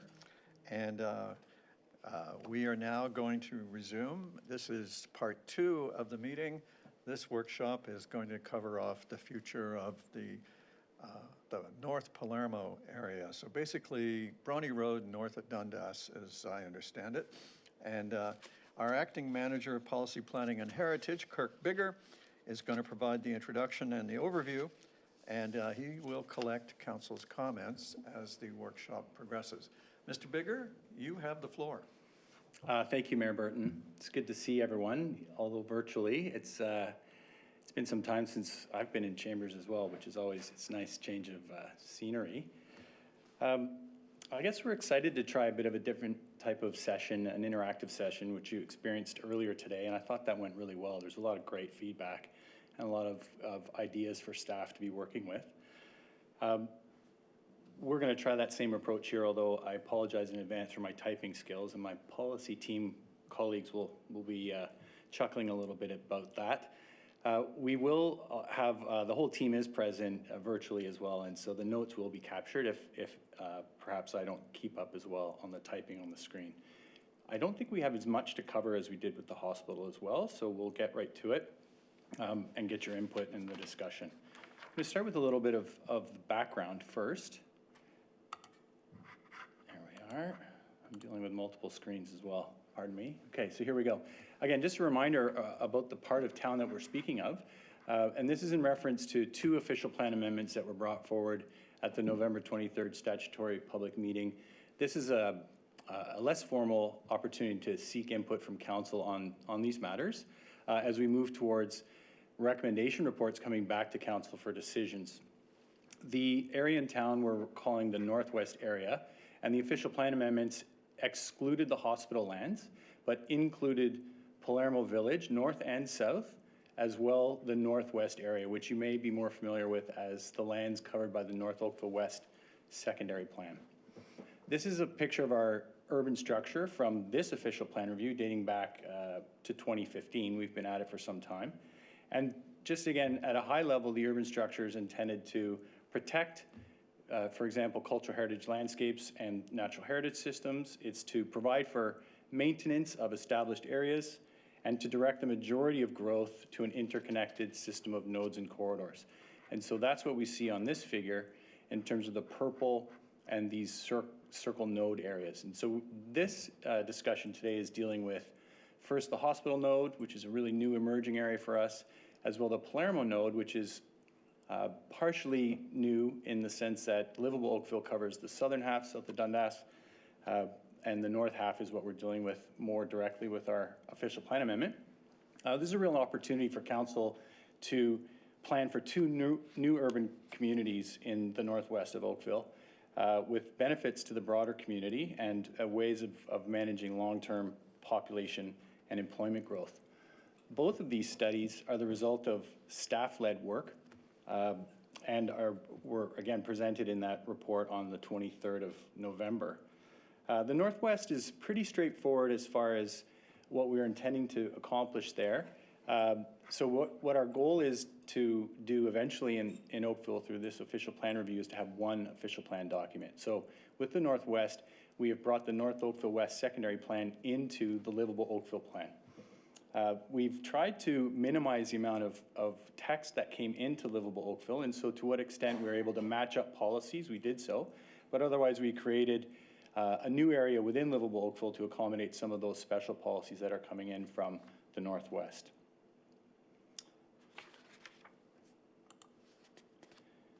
Getting a bit more into Palermo Village, the work in the official plan amendment and the study focused on expanding the existing growth area, which is south of Dundas, to the north. And there's also an opportunity here to, so here you see the lands to the north that are addressed in the official plan amendment. This is a typical land use schedule from Livable Oakville. So we're beginning to use our Livable Oakville designations and policies in these new parts of North Oakville to make it a town-wide plan. Palermo Village also is really exciting for us in terms of providing opportunities for the new community that will be settling here, but also the existing community. As you all know, there are a number of new, long-standing and new residents moving into the area, and development is very much at the forefront. So what we're going to see through these opportunities in Palermo Village, a new community center, a small community center and a library, a commercial main street running up the civic district, which would include retail and a food store. There'll be a transit supportive mix of uses and the conservation of cultural heritage resources which are found throughout the area. There'll be a transit terminal as well, parks and open space. It's important to note when we bring in the Northwest, we're bringing in 50% of the land area as natural area or natural heritage system as it's called in North Oakville. So there'll be strong connections into this part of the community from those natural environment locations. It's important to note that for portions of the Palermo Village North area, there are some areas do not have a in force and effect official plan, both at Oakville's level and at the region's level. And these are the result of some long-standing appeals to the land use plans and policies that have been brought forward over time. You may hear the name of a development company called Newmark, and so that entity is engaged in our process, and I believe we'll be hearing from them later on today. And these appeals really affect the lands between 14 Mile Creek, Highway 407, Old Bronte Road, and Dundas Street West. So it's just generally this larger area. We anticipate that through this official plan amendment and adopting these plans and policies, that we will be able to take another step and lead towards a resolution of these appeals and bring in official plan for the lands to help guide development and change in this area over time. There has been, for a long time now, it hasn't been moving because of these appeals. So we're hoping that we can move forward to having some change. Here's an image you may recall from our previous meetings. It is a view from the northwest, looking south across Palermo Village towards Dundas Street. And essentially, this is what the policies that are contained within the official plan amendment would produce, a version of what would produce. And so we see a mix of medium density type housing located to the north of Dundas and Bronte Road, and a concentration of taller buildings, a broader mix of uses, including commercial and office, which is where we would be picking up some of our employment. Also a range and mix, broadening our range and mix of housing into medium-sized buildings and larger-sized apartment buildings. And that's to complement the node and the qualities and the characteristics that we've already planned for and that we're starting to see develop on the south side of Bronte Road. Important characteristics or key considerations here is a mix of uses, a range of housing, opportunities for the community in terms of amenities or those types of characteristics that would contribute to a complete community. So as with the last item 1, this being item 2, we've set out a couple of goals, but that's not to really limit the input that's being received or that council wishes to share with us. The goals for this workshop are really to confirm the input that we received at the November 23rd statutory public meeting, and to receive comments on any additional factors that we may consider when we bring back a recommendation report. Just a quick slide on how we've arrived at this point, a bit of background, where we are in the process. So as mentioned, we initiated our Livable Oakville Plan Review in 2015. And in the time elapsed, we've undertaken the study of Palermo Village and the study of the Northwest Secondary Plan at the staff level and involving our colleagues at Town Hall in the analysis. We brought those items through into an official plan amendment, a proposed official plan amendment at the statutory public meeting in November. Here we are today at the Special Planning and Development Council meeting. We're calling it a workshop, although it's a special meeting. And we're, again, seeking more input to our process so that we can bring back a more refined product to council for recommendation. The next steps include, as mentioned, a staff report and recommendation, a council decision, and we anticipate that we will be back to council in March with the recommended official plan amendment. Following that, and I'll touch on this at the end, we aren't the final decision maker, we're the first decision maker here in the town of Oakville. So the decisions and the materials approved would go off to the region of Halton for approval, which is combined with the region's official plan review, which is anticipated to conclude a couple years yet in 2022. And then barring any appeals to that work, we would have in force and effect policies that would then allow that development to proceed in the Northwest. I also would like to just point out along the way, we have had opportunities for public input through our staff study, opportunities for public input at the public meeting, and there's some favorable reviews that we heard from there. We were quite pleased with that. Again, today, this is council and public opportunity for input through this final report and recommendation, and also when the work goes through the regions process, there'll be opportunities there as well. This is a familiar slide from the last presentation as well. We tried to adapt the format to the content of Palermo Village and North Oakville. So the components of change, we've called this. We're dealing with the lands, the northwest area, as identified on our urban structure, and we're combining Palermo Village North and Palermo Village South. The opportunities here are really to take we see as implementing the urban structure, obviously, but also a next step towards creating a town-wide official plan.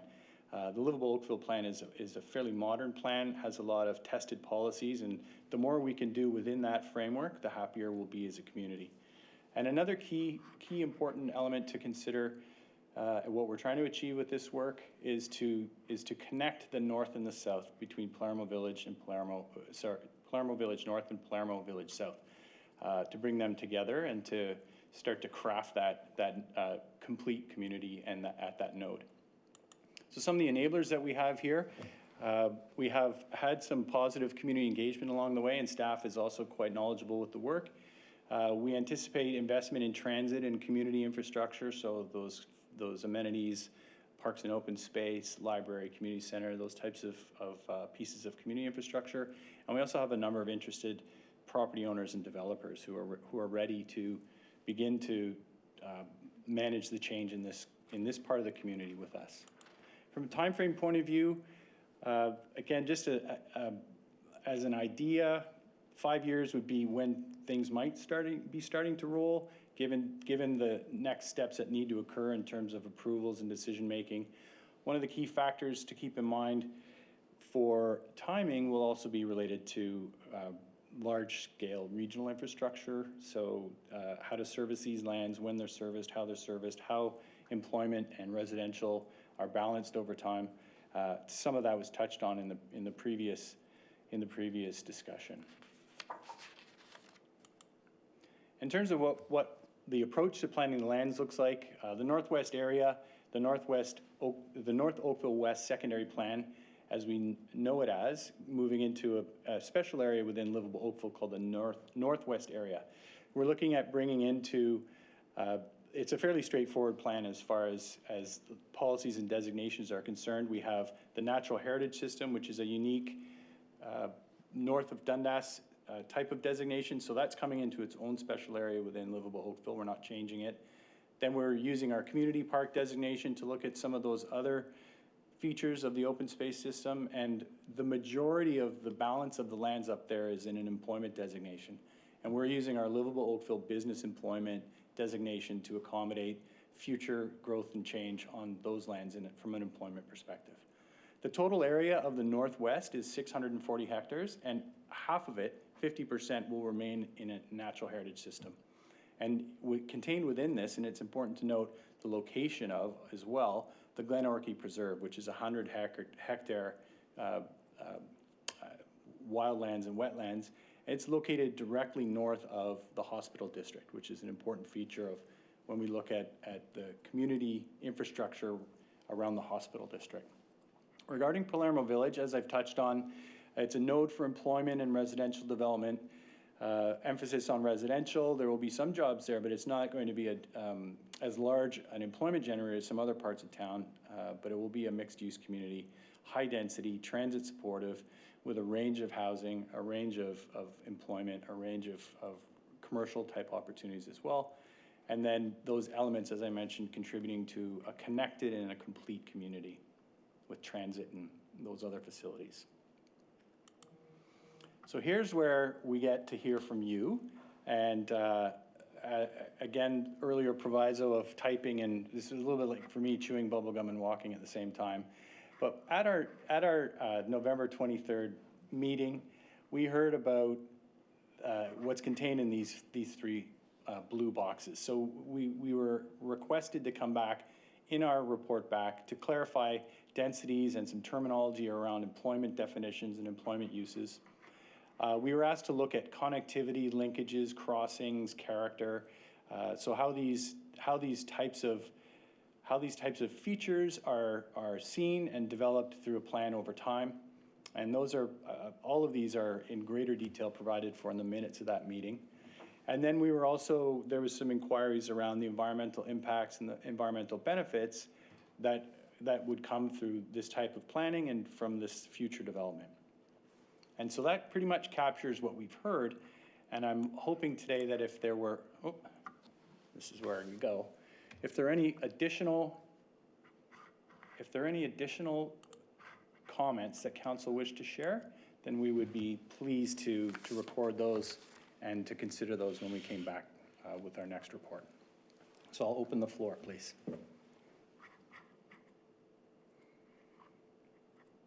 Councillor Elgar. Thank you very much. Just on the connectivity linkages, are you going to be explaining anything there today, or is that in the future when you come back with a report?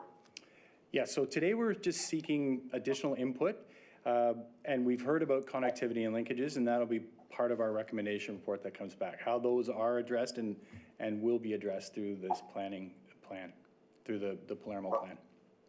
Okay, I appreciate that, because I think that's one of the bigger concerns that I would have, is based on that transportation route, which is 25 and Highway 5. That's pretty major. So I look forward to the report when it comes back, and I thank you. Thanks very much.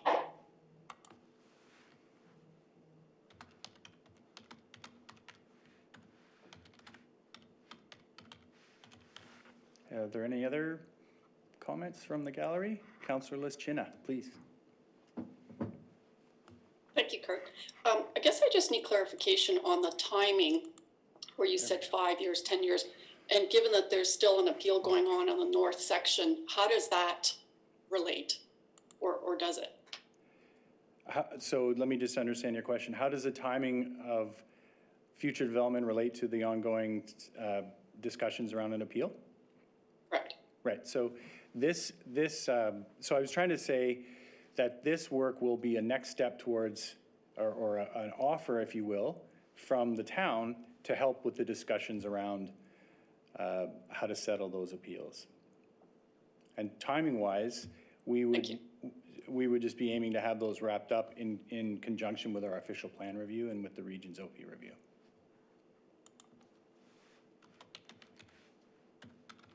Okay, so who has their hand up next? Councillor, I'm gonna, okay, let's go Councillor O'Meara and then Councillor Longo and Councillor Robertson, please. Thanks, Kurt. It's a little hard with this view. I have a question first, just around our conversations with Metrolinx in terms of the bus station there. Have we got any more information from them and what their plans are, or are we expecting any more information or conversations with them to input into this study in terms of their what their desires are to do in terms of moving the bus hub there? So I'm going to invite my other colleagues to jump in if needed, but my understanding is this is going to be a town facility. It'll connect with the Metrolinx system, but it's a town facility to operate our buses within. Okay, so they're going to keep their little GO bus drop off at the 407 in Brawny Road, a little further north. I thought that the plan was that they were going to try and move that down to where we are, what we're envisioning there. I would have to report back to you on that, Councillor O'Meara, the details. Okay. But also, we might get an answer right here from Ms. Childs. Yeah, good afternoon. No, my understanding that yes, it's just a town facility that would be at Highway 5 and Brawny Road, and the Metrolinx plans to keep their facility up at the 407. Okay, perfect. Thanks for that. And yeah, my only, again, the only thing I might add is just in terms of the district on the east portion of Old Brawny Road, or sorry, on that side, a lot of cities now are looking at these open urban spaces. They're looking at the lessons from COVID, wider sidewalks, wider areas for patios, wider sort of communal outdoor space. And I think it's important we keep that in mind about, some of if there are any positives to what we've gone through over the past 11 months, we've seen how people can sort of take back public space and use it when it comes to retail and commercial and sort of those areas. So I would just keep that in mind. I think there's a valuable lesson, and many other cities around the world are taking these lessons and implementing them in terms of urban space where people congregate. So thank you very much for all the work that you guys and staff have done. So I had Councillor Longo next, Councillor Robertson, Councillor Sandu. I'm just trying to write it down to keep track here. Councillor Parmar. Yeah. Oh, I didn't know if maybe Councillor Sandu wanted to go before me because she had her hand up first, and then I can go after if that's okay. Sure. You're so kind, Councillor Longo. No, go ahead, Rob. We'll just stick with the chair's order. Okay then. Councillor Longo, So you're up. appreciate that. So a couple things just on the environmental impacts. If you can glean that out into kind of climate, like related to climate change and the Oakville energy strategy, how we can work on things like, you know, transit, but also district energy, if there's opportunities there, if there's opportunities also with building materials and how that relates to, you know, better art factors and things like that for installation, et cetera, et cetera. So just, that could be just a little bit broadened. I think that'd be helpful. And I agree with the other mentions from my councillor colleagues. So I could just, thanks Councillor Longo. I'll just summarize what we have from the November meeting in terms of environment. We had a question about carbon footprints and some clarification about impacts in that regard related to trees and offsetting. We did hear clearly from a number of councillors about district energy, but also the community energy plan and those connections. I think climate change is a theme that runs through all of our work now. And to a certain degree, we're trying to figure out what that means in a land use planning perspective, transit supportive development, those sorts of things. So those themes will be coming back in our report back. And then there was some clarifications around impacts from high density development. And I would see those, to be honest, as both positive benefits and some negative benefits as well, but about balance. So that's what I had.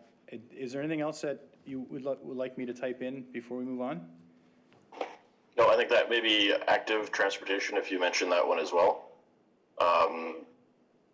Absolutely. But I think you covered everything. Thank you. For sure, active transportation is a town-wide matter, and the OPA that we brought forward certainly addressed that, and we continue to push for those. And it's back to Councillor O'Meara's comments as well relating to public parks and open space and mobility and those sorts of features. Okay, lost my page here. Councillor Robertson, please.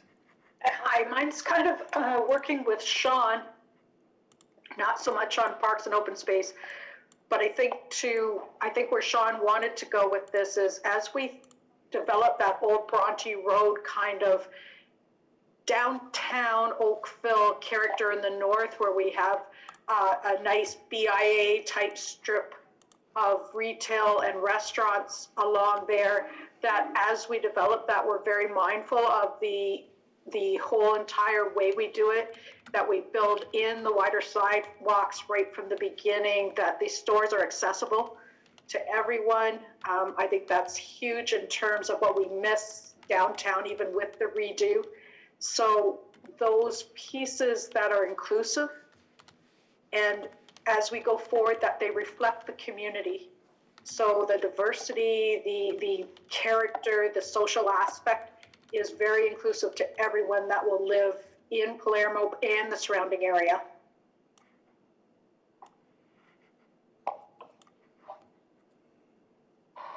Yeah, it's back to that discussion around, which is ongoing, with creating a sense of place and placemaking, and we recognize the challenges in that part of town as well.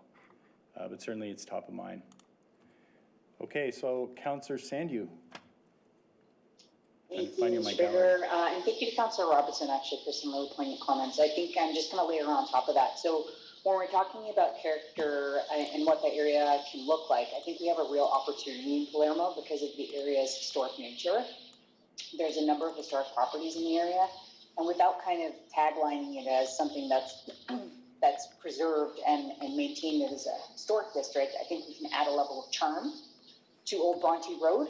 That will also bleed into the southern part of Bronte as well, on the other side of Dundas. I know that a lot of folks in Ward 1 and Ward 4, respectively, in the area right now require a shopping center. mostly like a grocery store and something that they can walk to or use regularly. I know that's something that staff has already taken away, but I'd like to point that out. But I really do think that we have a really big opportunity on Bronte, not only for, on Old Bronte, not only for that historic charm, but also just to make it a really livable and walkable community. I also would like to call out any ability for us to add in EV charging stations, either at the shopping center or on Old Bronte Road, with that kind of walkability factor. I think it can be a nice little cute street that we can have some parallel parking on and offer not only shopping for the folks that might be living in the high density rises that are off of that street, but also to everybody in the area that might want to come through and have a cup of coffee or do some shopping while they're out.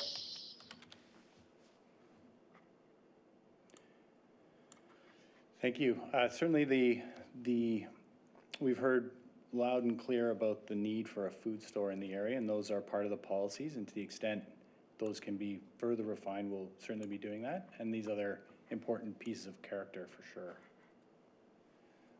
I had Councillor Parmar next, please, and then Councillor Chisholm. Thank you. Most of my topics have been covered off by my colleagues.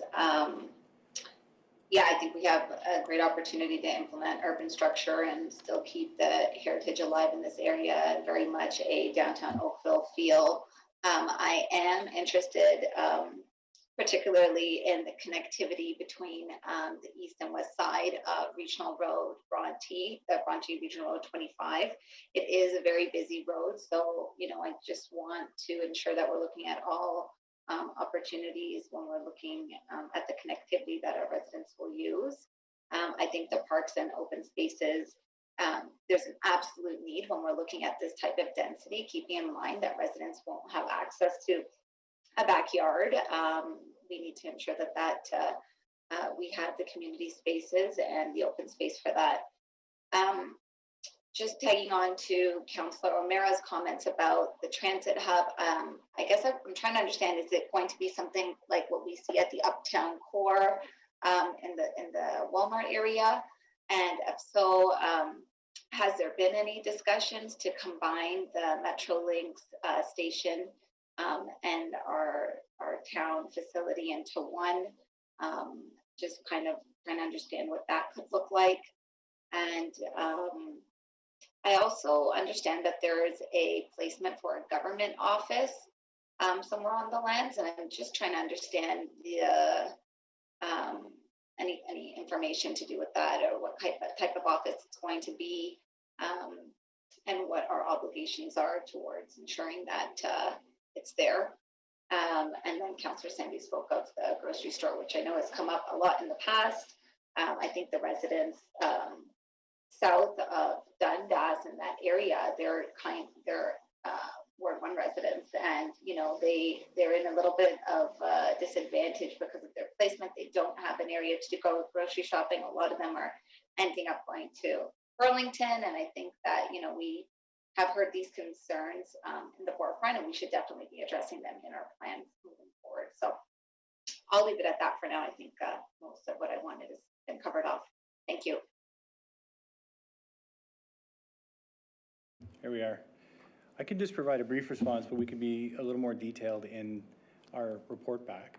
Regarding the transit hub, it would be similar to what we would see in the Uptown Core or around the Oakville GO station or at Bronte GO station, where you have a bus loop coming in and bays for buses, and then transfers to other modes or to other systems in that location.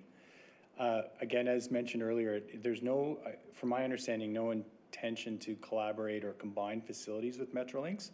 There is a future transitway along the 407 connecting the region, and the land's been dedicated, it's been protected for, and I imagine that the lands that Metrolinx owns in the vicinity of these major nodes will be used for facilities to support that transitway.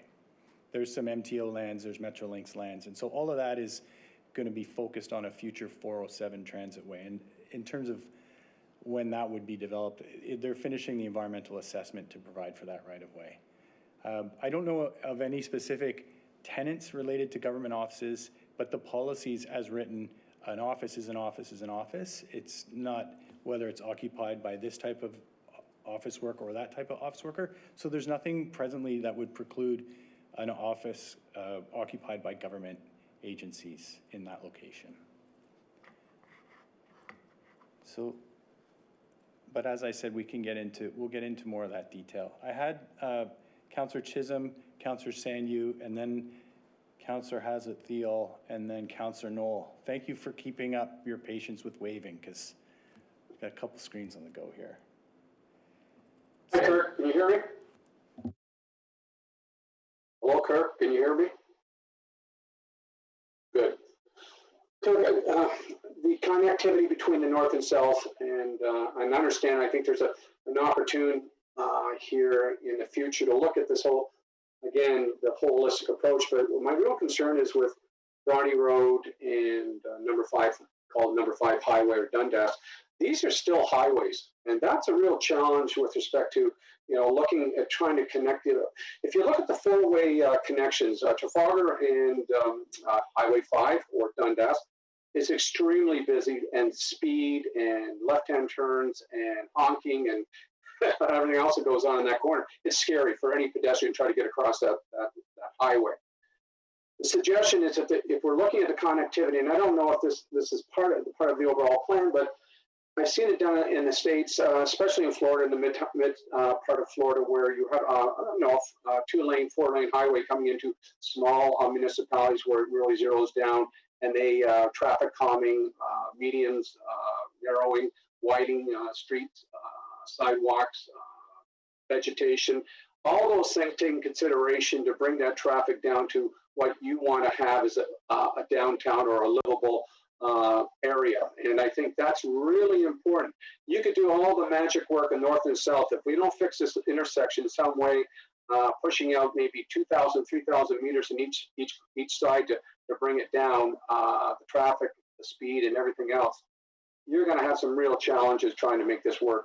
That's just my personal opinion. So consideration, the active transit, whatever you have to do, the physical changes in order to bring that into, is really what we're saying. Palermo is a village. It's a town. It's a small little village. Let's slow it down. So that's another thing I would look at as the transportation calming.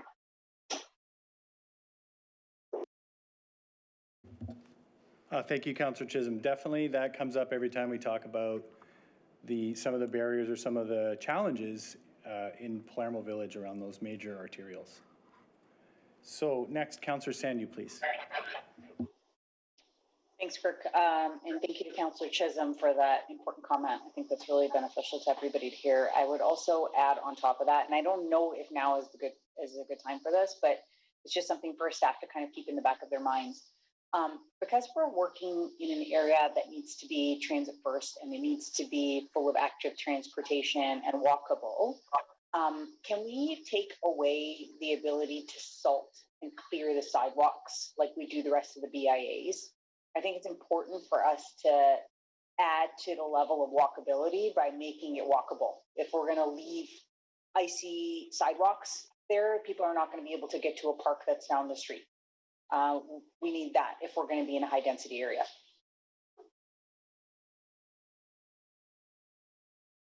Thank you for that comment. And that's a really important feature of our existing downtowns is for-season enjoyment. Councillor Hazlet-Thiel, please. Thank you, Kirk.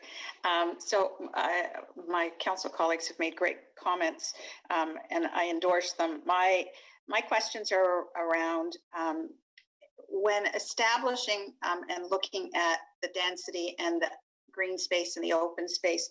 Is there a projected ratio of green space to the projected population that you use as a benchmark?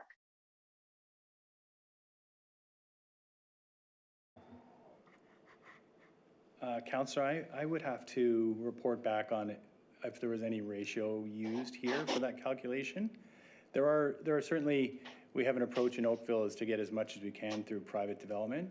There are perhaps some publicly owned lands there as well that would contribute, natural area lands surrounding. So And then the whole notion of public and private ownership and who has access to that, I think is important. We can clarify that further in the report, unless there's a colleague in the wings virtually that wishes to reply with any greater detail. So, anybody want to comment? No? Okay. I mean, it's a takeaway. Maybe I just, you know, we're looking at a density number, and I see the mid-rise, and I appreciate that there's a mid-rise component to it, but I also am concerned that these back and forth between private and what they are going to provide, that perhaps we need to have a very high benchmark. I mean, the original report talked about, you know, a high quality park, and I can see the connection to the community center and the library, which is a real positive. I just, from a long-term policy perspective, it would be good to understand that. My other comments are around on mid-rise is just in terms of true mixed use from an apartment perspective. We do have individuals who truly need, and we have a very limited amount of apartment capability. And so whatever and however we incentivize or ensure a variety of housing, to me, is important. And then I note that I'm sure under clarified densities, there's also a question about height. And when I look at the images that we've been shown so far, I do have some questions around shadowing and the ability to enjoy the space with the shadows. And if they are, if the standard is high enough in terms of saying, no, you can't do that because of the impact it'll have on your neighboring residential uses. And I concur with others. My number one concern for this whole community is we've seen downtown that the narrow road does slow things down, albeit there's still a few that heavy on the foot, but it is a highway, and every element of traffic calming that's been talked about previously and other conversations, it is a highway.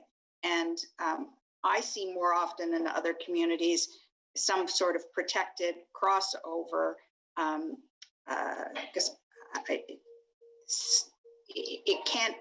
we can't just rely on narrowing the road or a wider median.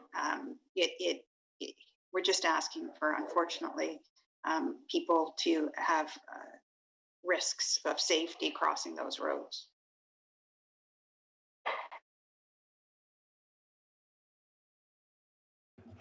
Thank you, Councillor. It's incredibly challenging, and I think there's a menu of solutions that could be applied to greater effect in the area.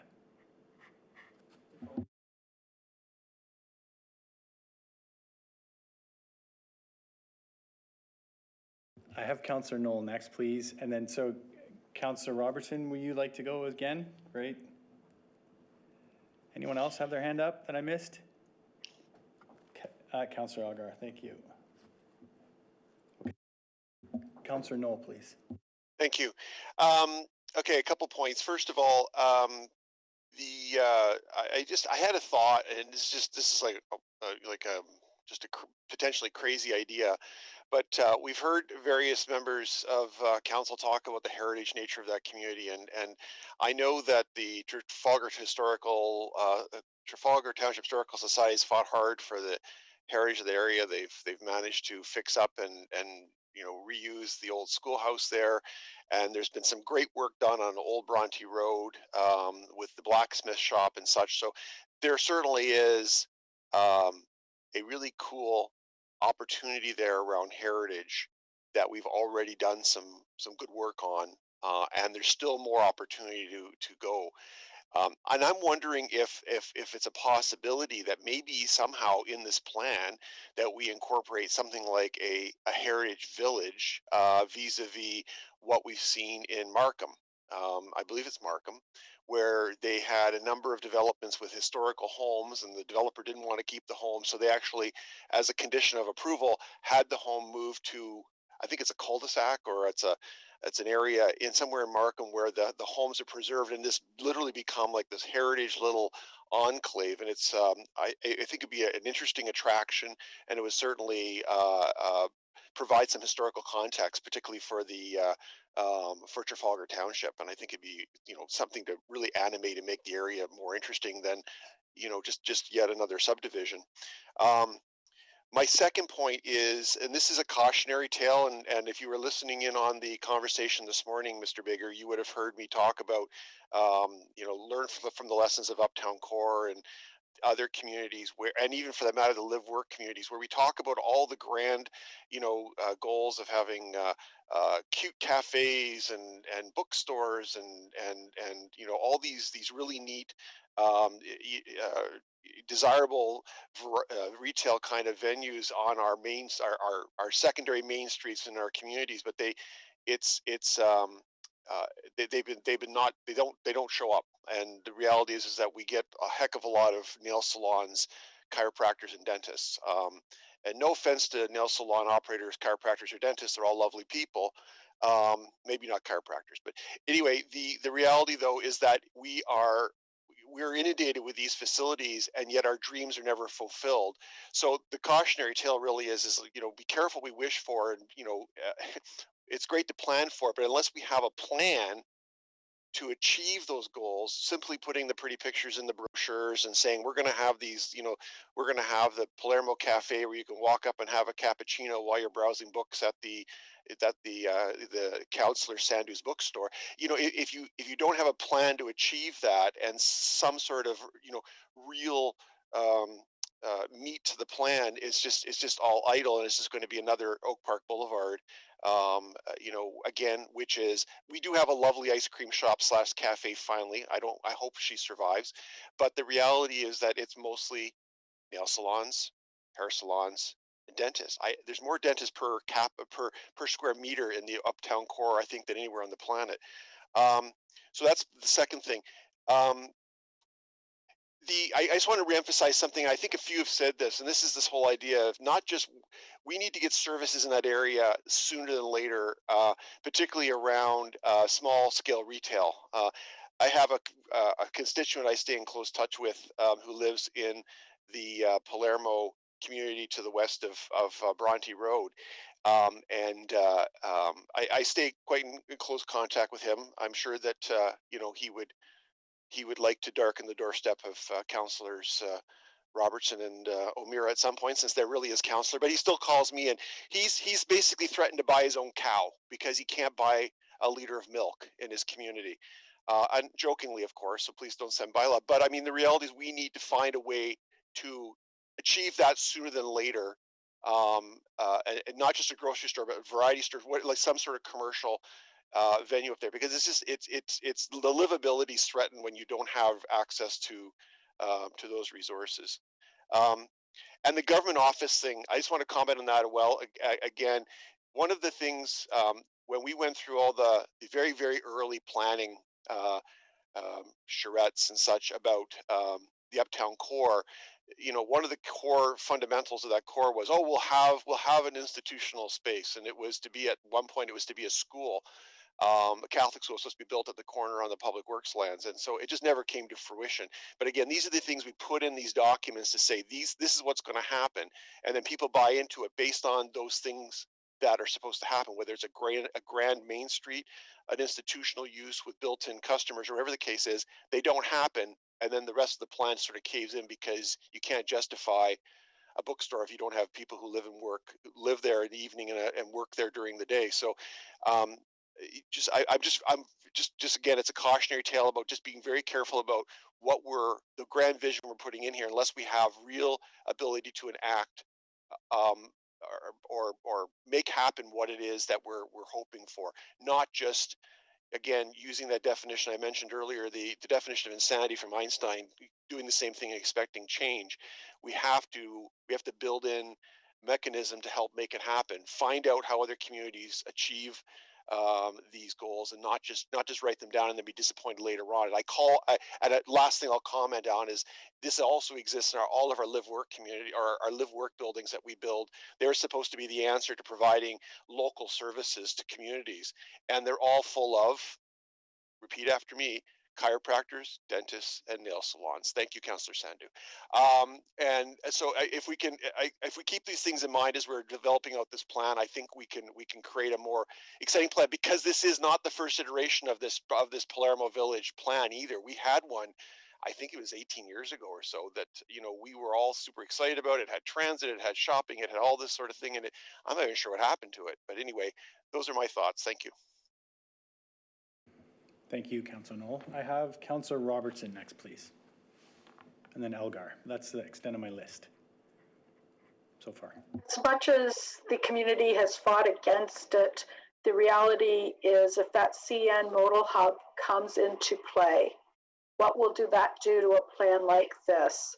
Are we expecting large trucks to be going through Bronte and all the way down to the QEW? Are they really directed to the 407, 401? What factor is that in all of this?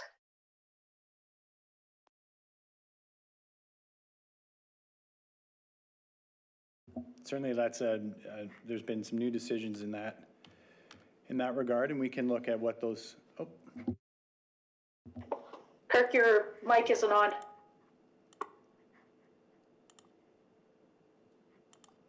Somehow it's on here, but not there. Chris, did I hit something? There we go. I hit the wrong button.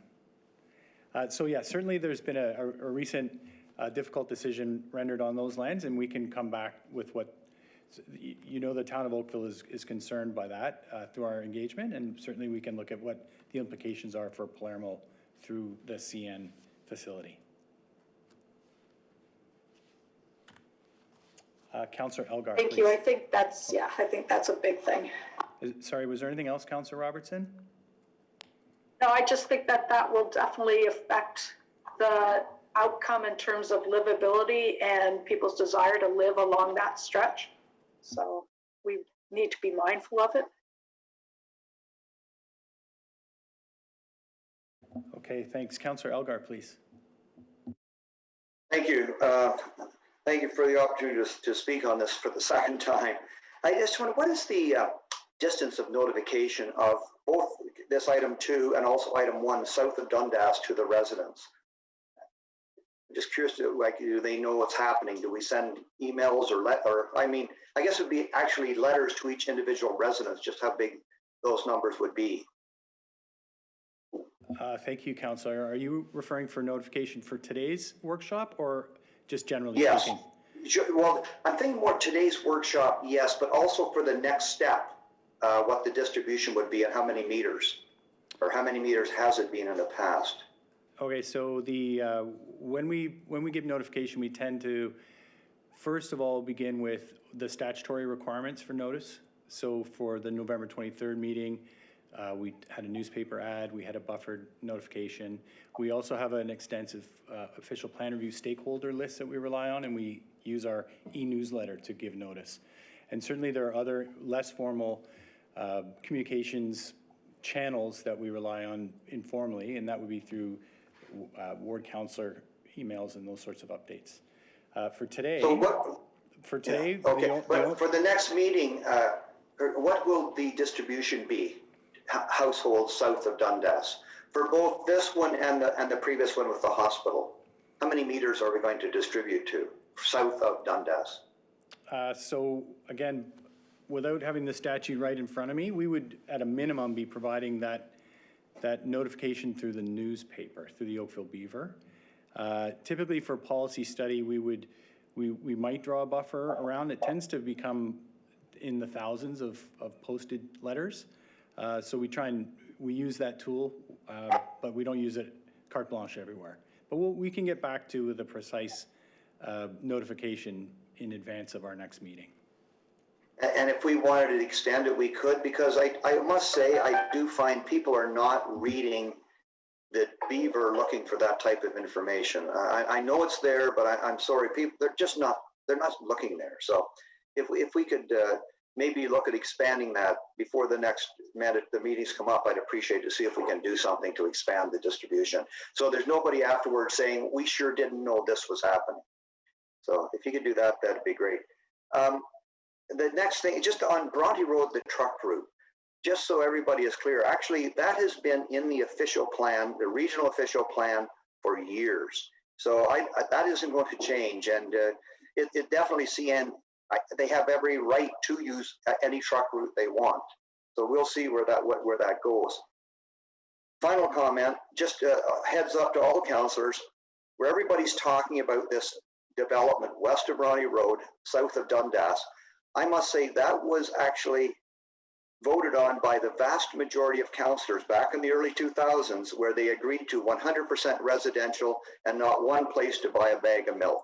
So just, we can learn from the past, but that is what happened. There was absolutely no stores at all west of Bronte, south of Dundas, and that was all agreed to by the vast majority, excluding myself, for sure.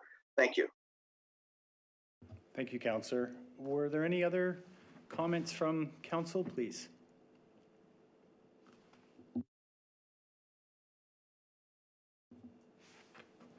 Well then, thank you very much. This great input, and it's, as I said earlier, really great to see everybody and to have a meeting, which is a little bit different. I'm just going to conclude with this final slide, and then I'll hand it back to Mayor Burton to bring in our public delegates. This slide essentially summarizes where we are in our OPA approval process, and this applies equally to the hospital as it does to the Northwest and Palermo Village. Here we are today, February 2nd, at our special meeting workshop. We'll be returning to council in March for the Northwest and Palermo, in April with the hospital district, with recommendation reports and seeking adoption of those official plan amendments. Those would then be forwarded on to the region for consideration in the municipal comprehensive review and the region's official plan review. It's important to note as far as where the region is at, and some of you are participating as regional councillors in that process, and you have some meetings coming up, and you'll be hearing from staff on those meetings, the Oakville perspective. But essentially, the region is advancing two major projects at the moment. One is dealing with the growth concept for Halton region. So where and how to grow. In place, greenfield, some combination in between. And so that's an interesting discussion at the regional level. And additionally, they're advancing what's being called a scoped regional official plan amendment. And this is going to embed the local urban structure of all of Halton's municipalities in the regional official plan, which for Oakville is a very important piece of the work that we do locally, is to have a strong urban structure, and to have that recognized in the regional official plan is where we're working with regional staff right now. And as I mentioned, the councillors are going to soon be engaged in that process.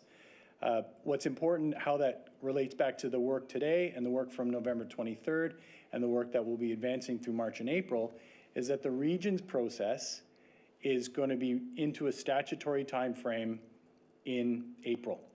So we want to bring these decisions before local council and have those OPAs hopefully adopted through that process, so then we have a solid local community council position that we can feed into the region's work. So that's what this slide is really essentially summarizing, and that really concludes my remarks. If there are no further questions, I'll return the chair to Mayor Burton, and thank you very much for the meeting today. Thank you, Mr. Bigger, for a very well done job. Madam Clerk, we have a registered delegation, and I would request that you call the delegation at this time. Okay, our delegation listed for this item is Patrick Harrington from Airden Burles, along with Kevin Singh, Scott Bland from the Palermo Village Corporation. Welcome. Council looks forward to your information, and I believe we'll see you momentarily. There's one. Welcome. Mr. Harrington, please go ahead. Thank you, Your Worship, and good afternoon to the members of Council. My name is Patrick Harrington. I'm a lawyer with Airden Burles. With me today as part of the delegation is Kevin Singh and Scott Bland, who are with Argo Development. I'll be speaking on their behalf. They're here to answer any particular site-specific questions that councillors may have. My purpose today is to reiterate some of the comments that I had given to council back last November during the public meeting session with respect to Palermo North. For some background information, my client historically had been Newmark Developments. Newmark has now partnered with Argo Developments, and Argo is now leading the charge with respect to the future redevelopment of these lands. My client's lands are in the northwest quadrant of Bronte Road and Dundas, and the land holdings extend up north of the William Halton Parkway area all the way up to the 407.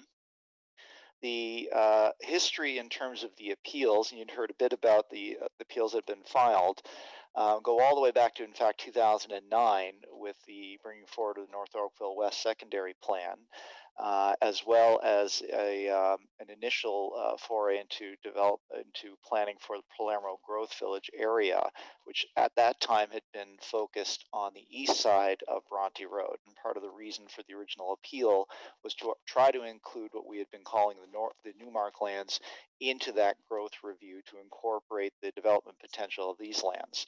As well, our client had appealed the ROPA 38 amendment, and as part of resolving, or at least holding on to that particular appeal, we had indicated to the region that at that time, Oakville was going through a number of planning initiatives, including a commercial policy review, and it wanted to reconsider what the development potential of these lands were. So the ROPA 30 appeal, the OPA 306 appeal, the OPA 289 appeal were all essentially paused, sine die, to allow Oakville to carry on its planning framework. And at various times, my client, through its representatives, have met with town staff to put forward ideas for the future potential of these lands. And what you have in front of you is the product of a lot of those meetings, a lot of that consultation.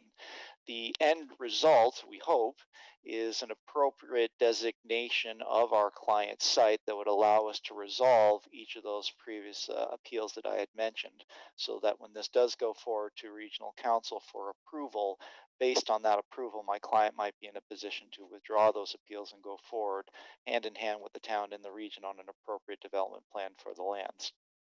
So realistically, what my client would like to convey to council is that we very much appreciate the time and effort that staff has put in. We support just about everything you heard from staff this morning. I think Mr. Bigger did an excellent job summarizing what staff hopes to achieve and taking good notes on what council hopes to achieve.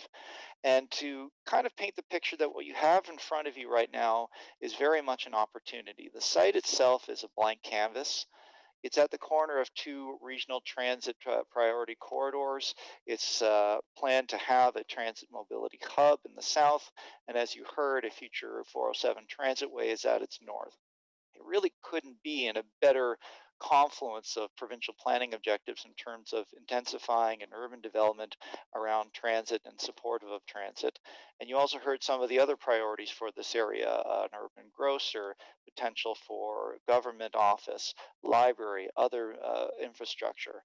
What my client would like to do is partner as much as possible with the town to achieve just about all of these objectives and ensure that the land use is efficient and optimized and makes appropriate use of this rare opportunity to plan something from the ground up. And just to give you a sense of how much of a blank canvas you're dealing with, even when it comes to the NHS designation across the site, the region's official plan recognizes that what will get implemented on the site is ultimately what gets approved through OPA 289, 306 appeals. In other words, it's going to be approved the way Oakville wants it to be approved. And my client would like to work with staff to ensure that what ultimately gets approved works for us in terms of realizing the development potential of the site and works for the town in terms of addressing a number of the different priorities we've heard, not only this afternoon session, but also this morning session with respect to the hospital initiative. So with that, I have my clients here in case there are any questions, and I thank you for your time as usual. Thank you, sir. I'm not seeing any questions. So you did an extra good job, and I guess if you're charging your client by the minute, he'll be happy. So with that, it's possibly time to call for the requisite motion in the agenda to receive all this information. Who wants to be the one to do that? Councillor Palmer, you were the speedy one here. Thank you very much. Is there any objection to the motion? Madam Clerk, I see no objection. The motion carries. Could we have a motion to rise and report to council? Councillor Ilger, thank you for that. Although, any objection to that motion? Madam Clerk, I see none, and that carries. I rise and report that council has met in committee of the whole and considered items 1 and 2 and received the information. And I now need a mover for my report. Councillor Chisholm, thank you. Any objection to the report? There being none, that's carried. Now I'd like a motion to return to council. Wait, we just did that. So I need a second for Councillor Chisholm. Councillor Knoll, thank you. So Madam Clerk, you could add Councillor Knoll to that, and then we'll be parliamentarily perfect on that. So the only thing that remains is a mover and seconder for consideration of the confirmatory bylaw. Councillor Longo and Councillor Sanju, thank you. Any objection? Madam Clerk, there being none, the bylaw is confirmed. Council, thank you very much for your time and attention and your terrific questions and the information that you've brought out. It has been terrific working with you, and that ends our meeting.